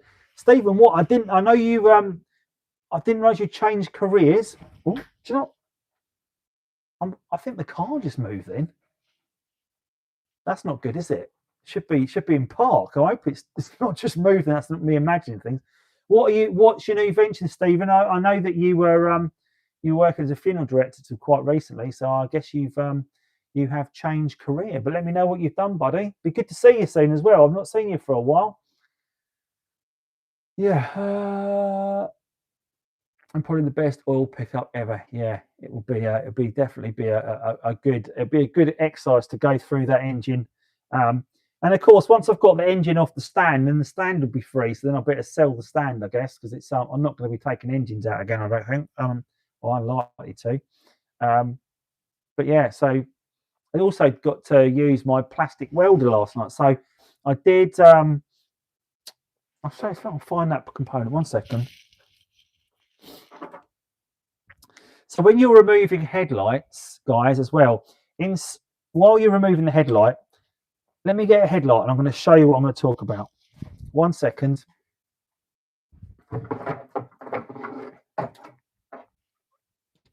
Here we go. Here is a standard headlight. Here is a passenger headlight, okay? And And what you've got is right here is you've got a bolt hole right there that bolts into the front of the car. So you need to take the bumper off to get the headlight off. So because this is obviously hidden behind the bumper. So you need to remove that bolt there. And then there's also these two clips on the top. There's one right there. And there's also one should be right here. But that one is sheared off this light. And that's how you bolt it to the top of the car as well. But what you also have in the passenger wing, when you're wresting this off, be careful here, right? Because in the passenger wing, it has one of these little brackets. And this sits, you've got this little round peg here that sits in, that supports your headlight in the wing, okay? So don't be trying to yank the headlight off. You've got to get this off as well. You can just hopefully just wiggle it out and bring it off. But it's safer to unbolt this. Now, when I removed my light from my wing on my passenger side, I noticed, and you can tell this is off the papaya. Look at the colour of it. Someone spray painted that with it in position. This was broken, and you can probably see if I do that up close. Can you see it's got those like stripes down it now? So I've plastic welded that with a plastic welder gun, and I thought I'd give it a go last night. So I super glued it first, and I used the plastic welder down there. I put one down the top. That's now ready to go back on the car, because that's got the rigidity and the strength to hold it. Because it hasn't got to do too much. It's just got to hold the weight of the light really and hold it in position. So I'm really chuffed that I've done that. So I did ask for Mark Stanley to send me one. I haven't had it yet, Mark, but just to let you know, not a pressure now, because I have now got that sorted. But so there you go. So I thought I'd cover that off, talk about headlights. Do you know how to fix headlights that are pointing downward? I've missed a few of those comments there, guys. So Richard George says, Rich Stevenson, terrible for the engine to just turn over, need to be run and warmed. Yeah, still in the funeral trade. I'm working with a ceramic coating company to be a certified installer of their coatings of cars. Wax is dead. If you need any cars to practice on, yeah, everyone's of the same opinion, aren't they? Yeah, we can all come to you for a bit of practice, Steve. Do you know how to fix headlights? I'm not sure what you mean by that, big old TTs. What do you mean by headlights pointing downwards? Do you mean the angle of them? Do you mean the bulb? Because there's a headlight leveling sensor, don't forget. So maybe your headlight leveling sensor is faulty on the car. Maybe it's not giving the right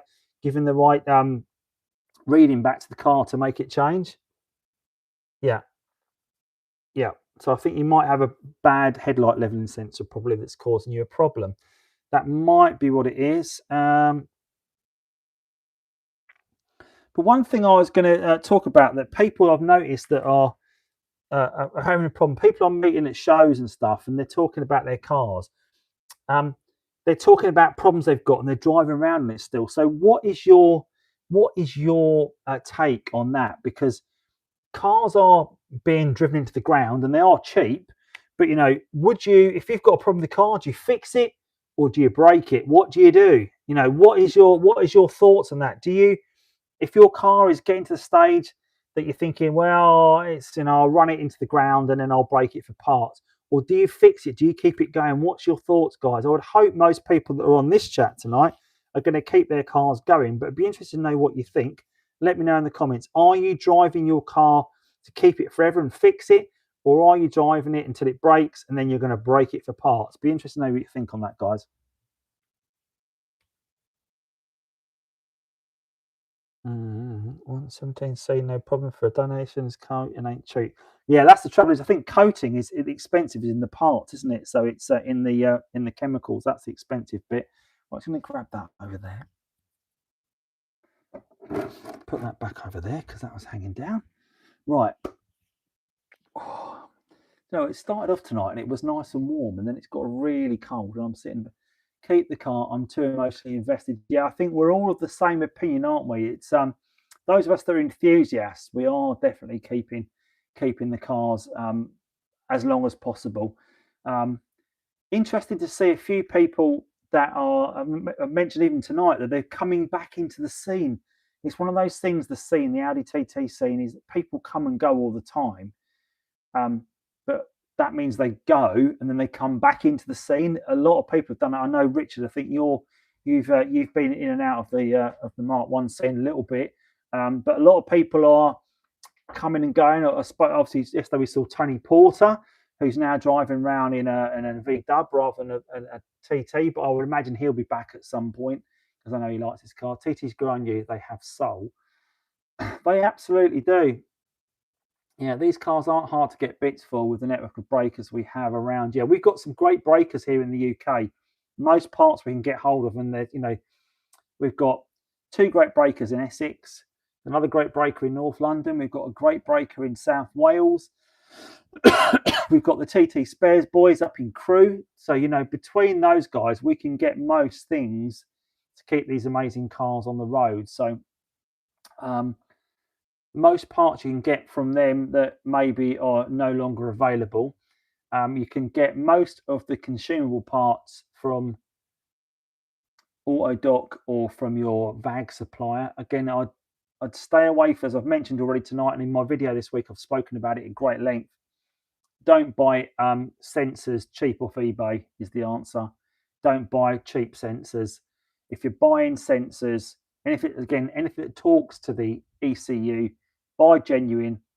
Anything that's mechanical or structural, then you've got a bit more leeway there. So suspension components, exhausts, you don't need to buy OEM for those. But for anything that's electrical or anything that talks to your ECU, 100% make sure that you buy genuine, because otherwise you'll be in trouble. I've also still got the cats here. I've had a price for the cats. So here's the cats.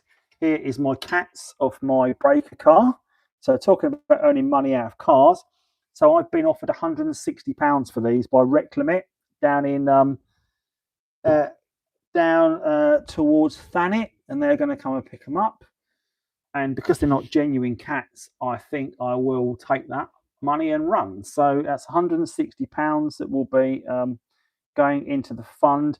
So obviously I'm using my phone to broadcast this tonight, guys, and I've got my little GoPro that I bring to shows, but I need to up my game to keep up now. So I'm gonna try and get myself a decent like content creator vlogging camera, a Sony one that I've got my eye on. So I think that is anything I can get for breaking parts. I'm going to try and put the money towards a decent camera for the channel. Obviously, hopefully I can create some better content for you guys as well. And I'd like to do a real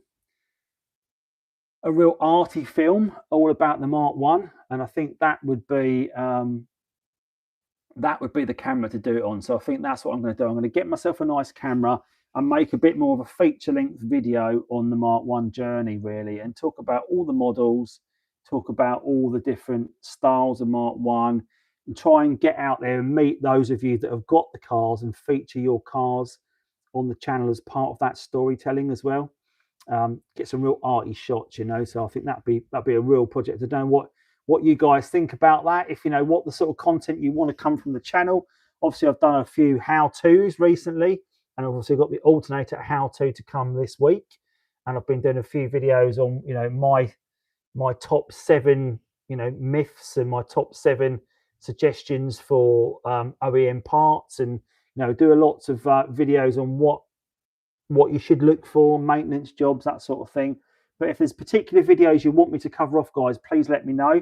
And of course, members of the channel, I'm going to be reaching out to you to ask you what you feel I should cover. I've got some video ideas. I'd like to put it to you and ask you what you'd like me to cover as well. And of course, what I am going to be doing, the little thumbnail that is part of the live every week, it's always got a picture of me on it and a different color background, and I do the different color backgrounds so you know what month we're in. Well, I thought I'd change that up, and what I'm going to do is, if you are a member of the channel, I'm asking you to send pictures of your car into me, and I'm going to feature your car once. So every week of the lives, 1 week it will be a member's car as the thumbnail. And Phil P, you messaged earlier on the members chat and you said about having it as a bit of a Q&A, I think, as well, and having some to talk about that car, and we have it prepared. So I think that's a great idea. So what I'm going to do is I'm going to invite members to give me a bit of information about the car, and then I can talk about it on here on the live, and that member will be hopefully in the chat, and they can answer any questions that you may have about their car as well. So I think that'll make it a little bit more interactive, how we can do it. It would be good to do these videos and have you on as participants as well in the videos, and maybe as the months roll on, and if you're not based too far away from me, and I'm probably looking definitely at any of the people in the southeast particularly, maybe you'd like to come along one night and take part in the live and be on the live with me. Got two microphones sitting right here, so hopefully we could wear one each, and we can do a live together and do a broadcast. If you'd like to be a participant in that, I'll open up to members. If you'd like to be on the channel and come and be part of this on a Monday night, then please let me know in the chat. That'd be great to have you along. Maybe we could try and sort that out, Richard, for when we have your car as the thumbnail. That would be good to have the car. Maybe we get your car in the garage here and we can go through it in person. I think that would be a really good idea. Maybe drop me a message about that, buddy. But yeah, so I've got lots of things going on in my head at the moment. But I think, yeah, Steve Craddock, get your car down here as well. I think we'll do that one night on an evening. We'll do a live broadcast, walk around the car, talk about it. Richard got the car, got the picture. I like that car, that side one outside under the viaduct, not the viaduct, the overpass. Got the picture, mate. Yeah, so definitely would do that. Andy Mortimer, I've got your picture as well. Phil, got your stuff as well. So it's I think it's, yeah, we'll definitely do that. I've got a few pictures now and a few weeks worth of live content to put on there. So we'll definitely do that. Let's get those cars on. We'll arrange times for you guys to come down. We'll definitely do it. It's a bit like TT meets TT, but live. And I think that'll be a really good feature. And as long as you're happy to take part in it, of course, if you didn't want to, if you wanted to bring the car down and for me to walk around it and not appear on camera, I'm more than happy to walk around the car and you be in the background and not appear if you're worried about being on camera. But if you want to be on camera, I'm more than happy to feature on camera as well. So whatever you want to do, guys, I think it's again, I just want to make the TT Mark 1 community bigger and better. I'm just trying to come up with new ideas where we can keep the stuff going, keep ideas coming, keep people entertained, and keep the cars on the road and keep them going. So but hopefully you'll all support me in that, and I think you all love the cars as much as I do. So we've been on for an hour and no, it's not an hour and 2 minutes. That's 102 minutes. So I've been on nearly 2 hours. I think I'll do 2 hours tonight. So I've got another 18 minutes to go, guys. So if there's anything you want to ask me, you want me to cover off in the next 18 minutes, let me know. And I'm happy to do that and cover anything off that you think I've not spoken about. Do you know where the name TT comes from as well, guys? That's one of my questions from my 100 TT facts. I remember I've done a video on that. So if you want to take my little quiz, there's a 100 TT facts quiz on YouTube, one of my videos. Go and see what you score, and then put your score in the comments and see if you can score top marks in it. But one question off that list is, where does the name TT come from? Yeah, you're right. It's the Tourist Trophy. Yeah, I think that's yeah. Carl, you'll have to come over when it's in the summer, when it's dry, though, won't you? Because you won't come over in the bad weather. But yeah, obviously it'll be a Monday night, so I know it's a long way for people to come, 7:30 on a Monday. But if you're happy to drive over on a Monday and be up a bit later, I'm happy to do so. We can, even if people want to come over and do it for an hour and then shoot off, they can do that as well. Obviously, we've got the garage here, so we can. We're in the dry. We can open the door and let people in and out. It means I'll have to tidy my garage because it is an absolute pigsty. Can't show you that.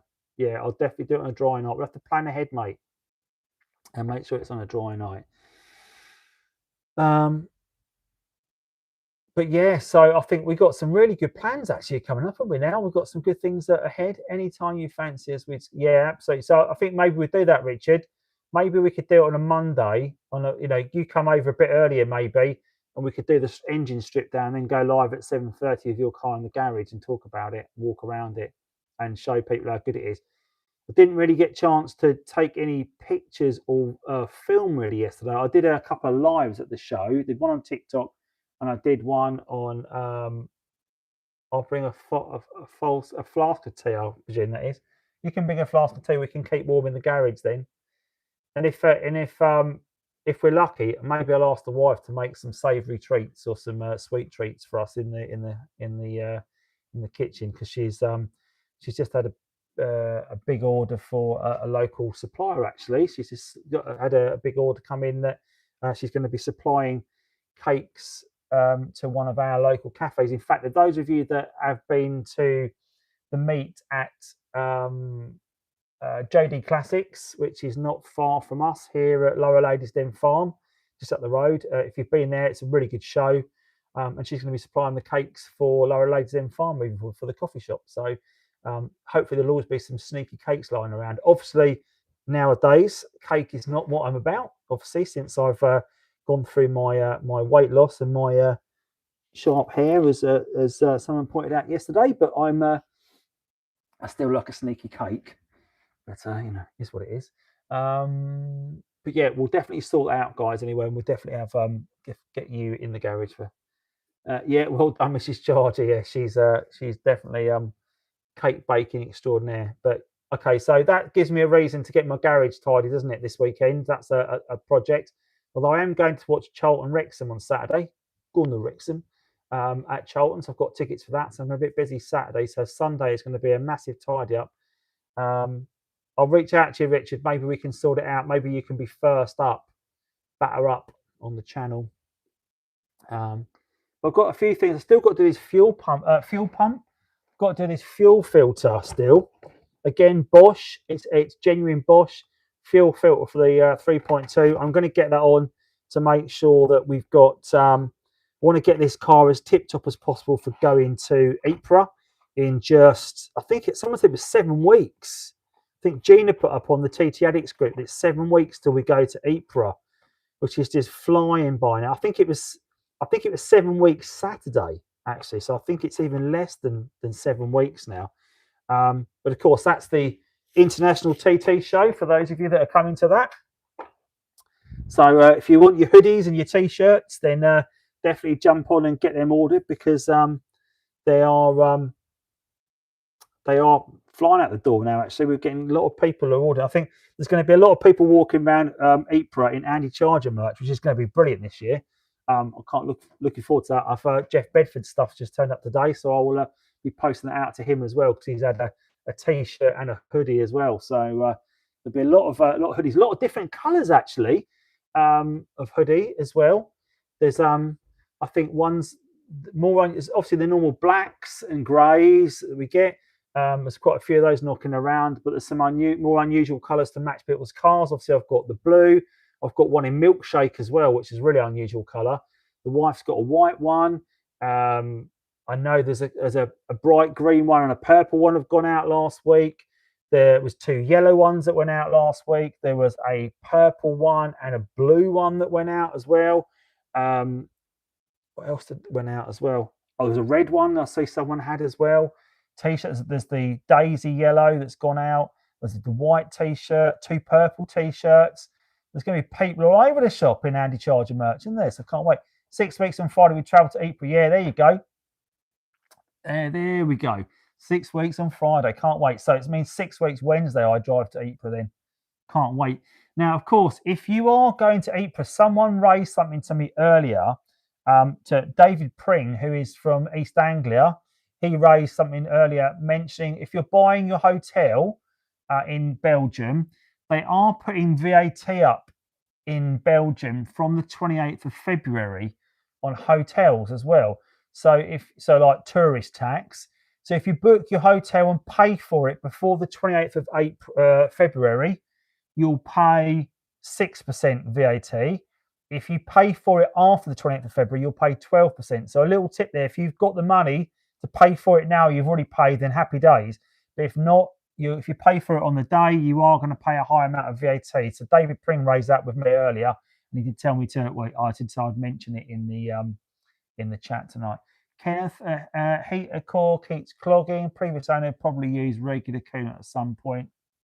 Yeah, they are a bit synonymous for that. They do cause problems. Hopefully, you get that sorted out.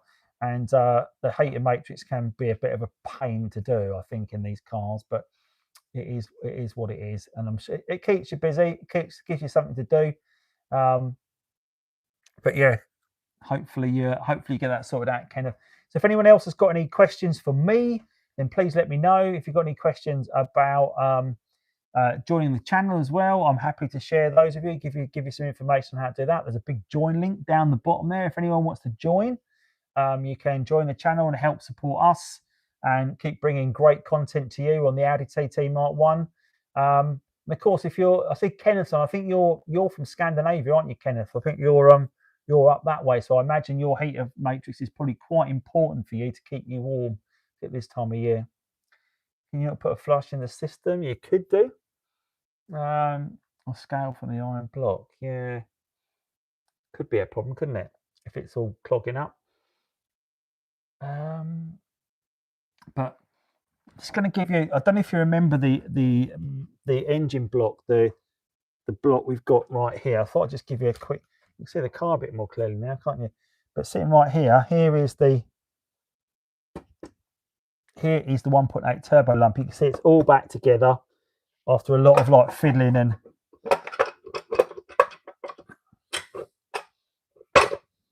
it says. So getting it off is real. You've got to get it off in the right angle. So there you go. You can see I've roughly put it back together under there now. After the coil packs are out, I put the obviously the camshafts are on, the chains back on, the hydraulic lifters are all back in. It's all back on. The gasket's back on. But yeah, so I've put it all back together so that I can give you a bit of a deep dive when we strip it down and tell you what's what on it and how we get it. How we get to the stage of showing you what's happened to that head. So it's quite looking forward to seeing what's in there. But I thought not going to go through it too much tonight, but we'll definitely do a video on that and cover that all off. Maybe I'll do that. Get an overhead one for future, maybe, so we can look down on the car and see it a bit more clearly. Just trying to work out what's best really with. Put that back on like that. Question: can the charcoal canister be empty, replaced? My seams crunchy inside when you squeeze it. Is that normal? I think the charcoal canister, you just normally buy a replacement one. I don't think you empty them as such. I've got one right here actually. Let me grab one. Where are you, charcoal canister? I see you. Oh, there you are.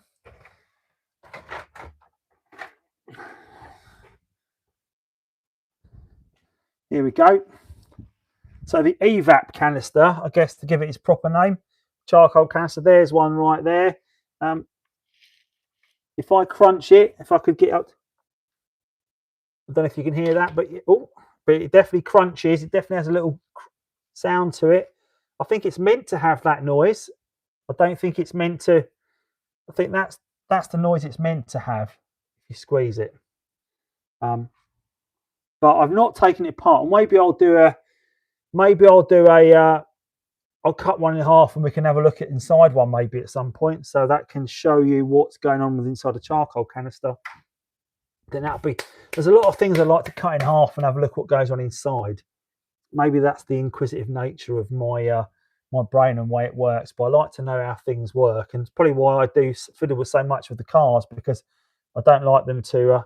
I like them to sort of work out how they function, you know. So hopefully that's all makes sense to you guys. Okay, and of course, if you're enjoying watching, definitely give it a little thumbs up as well, because it's little bugs flying around my garage tonight.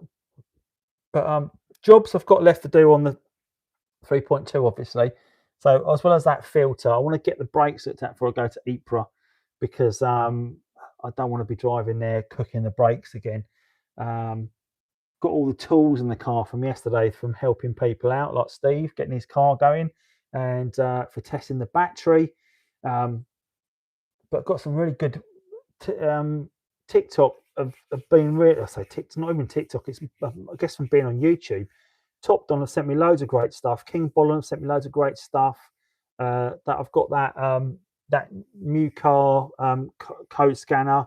I think Chris did a video on that recently, actually, and he did quite a deep dive into it. So I'll probably won't do a video on that for a little while. I'll let Chris's video gain its traction. I think it's doing quite well, actually. I think he's I don't know if he's sold many of them, but they're a really great great set of scanners. A lot of money for what they are, but you know, depends what you want it for, I guess. If you're maybe a mechanic and you've got a few cars, it's probably worth having.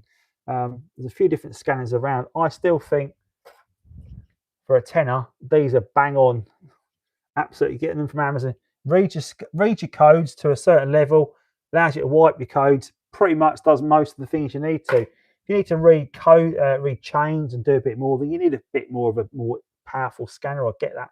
But things like that does a job, you know. It helps you read your codes, helps you clear your codes. That's all you need. And of course, if you take your car to a garage, they're probably going to want 50, 60, 70, 80 pounds to read codes on your car nowadays. So for a tenner, that's the way forward, isn't it? Wipe your code. The way you look at codes is, and a code reader and a code wiper, is that if you've got a code on the car, you can read it and then you can wipe it. And if the code doesn't come back, because a lot of codes they happen once and they disappear, you know. Have you got the Top Don 600? Yes, I have, Steve. I have got that one right here. So I get out what I've got in the car. Let's have a look what we've got.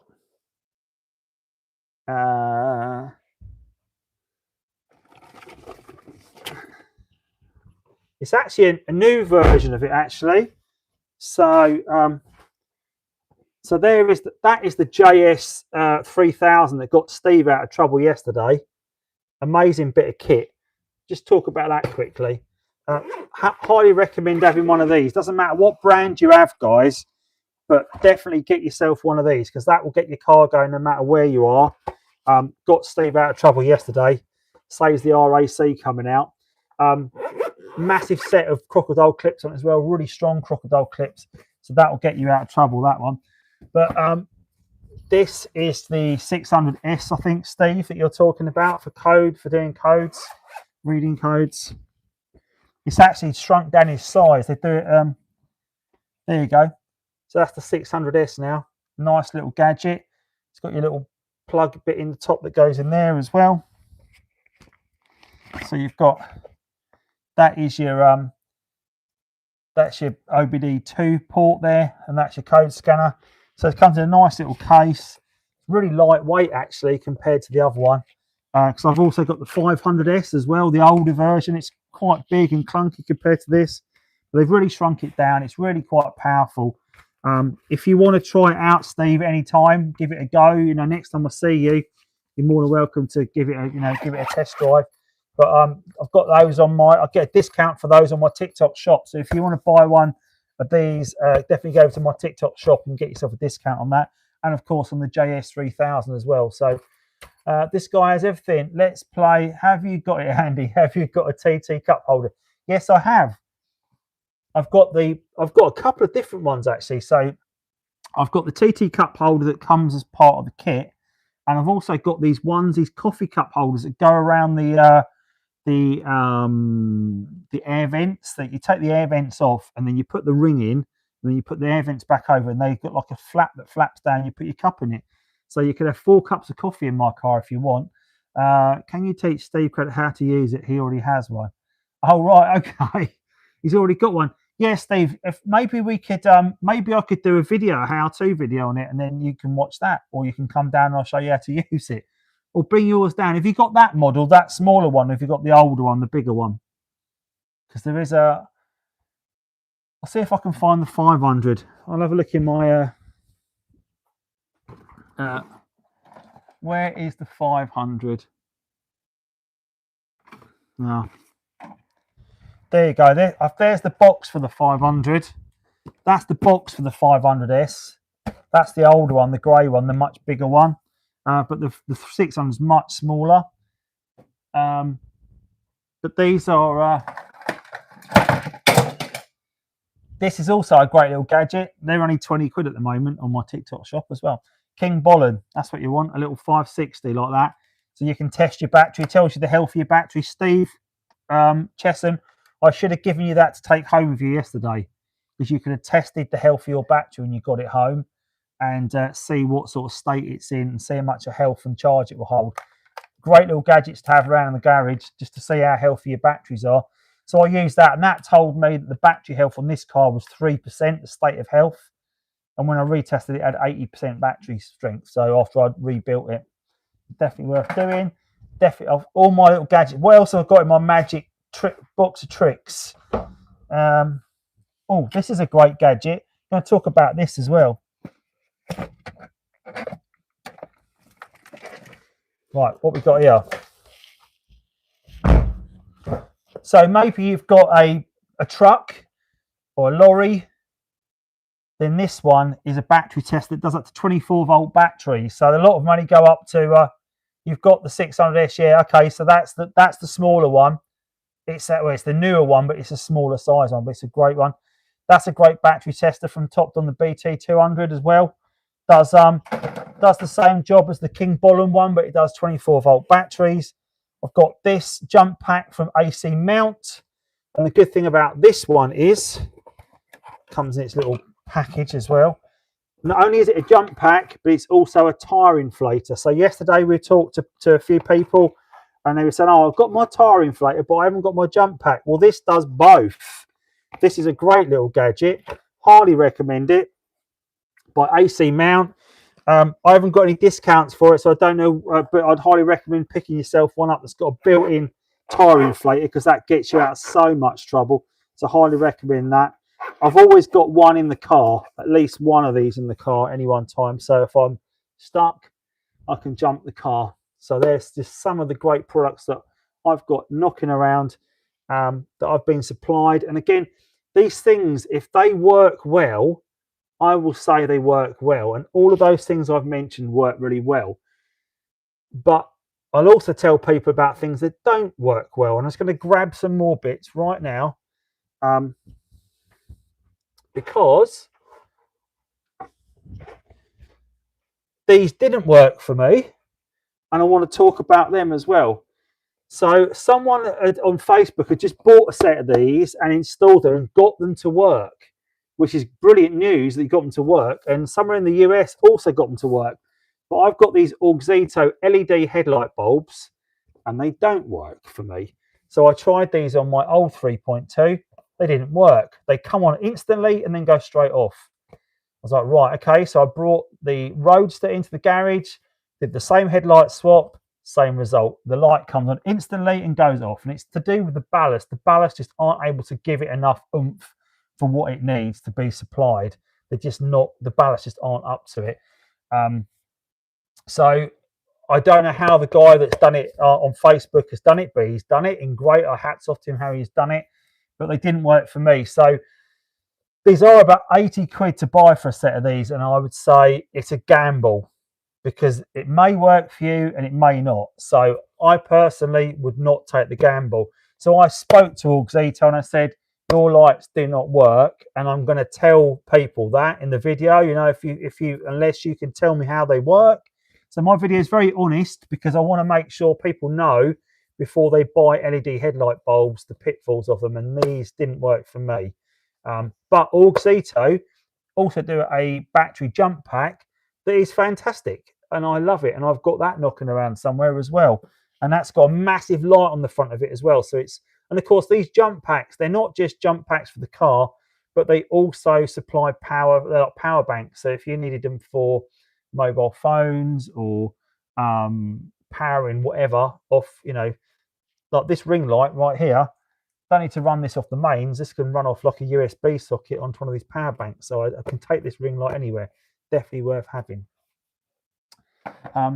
But yeah, so lots of great products, and I'm just conscious we've gone off TTs now. We're going on just general maintenance products, but hopefully they've been useful for you guys tonight. And I just bought a 2001 this weekend. Hello guys. Hello Brian Farrell. Welcome along. You've probably come on right at the end of it. So Andy, can you do a vid on the best, most common tools, spanner sizes for common TT jobs like 10mm, specific bolts, 13, 15 spanners. Yes, I will do a video on that.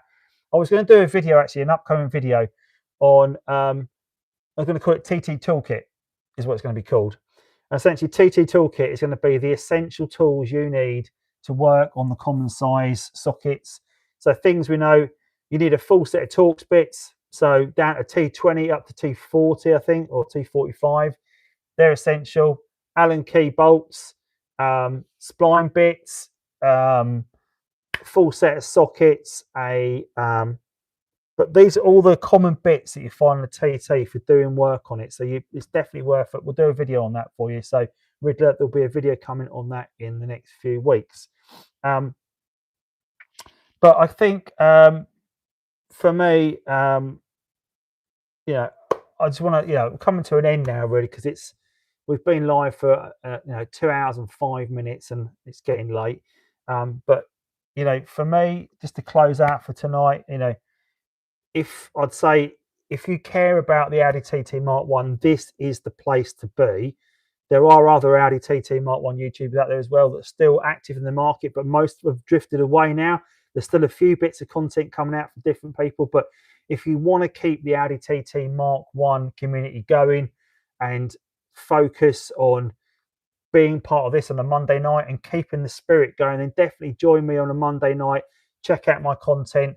If you're enjoying what you're watching, and if you're happy to buy me a cup of coffee, send me a super thanks for what you're watching. It's all appreciated. It helps me keep the lights on in the garage, and of course keep the content coming to you at home as well. So really want to thank you for always joining me on a Monday. All the members, thank you so much for being a member and joining the channel and supporting me in that way. And guys, if you also want to be support the channel in that way and you're not already a member, please do consider becoming a member and joining our inner TT circle that I've spoken about before. But that is definitely something that I would highly recommend to help you become part of our clandestine club. There is fresh content landing every week. As you know, there is a video that came out yesterday specifically about buying OEM parts over aftermarket parts. I definitely recommend checking that out.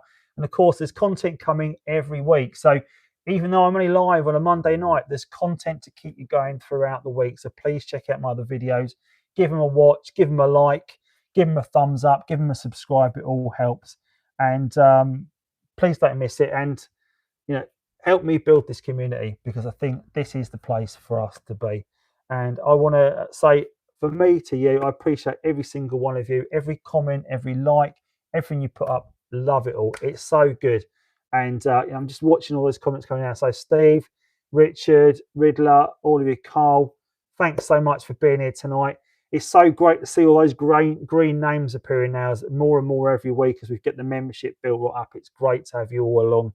And if I don't see you in the comments this week, then I hope I'll see you back here on the channel at 7:30 next Monday night. And just want to say, have a great week. Enjoy whatever you're doing. Keep working on those TTs. Keep looking after yourselves. Thanks a lot. And take care. See you soon. Take care, guys.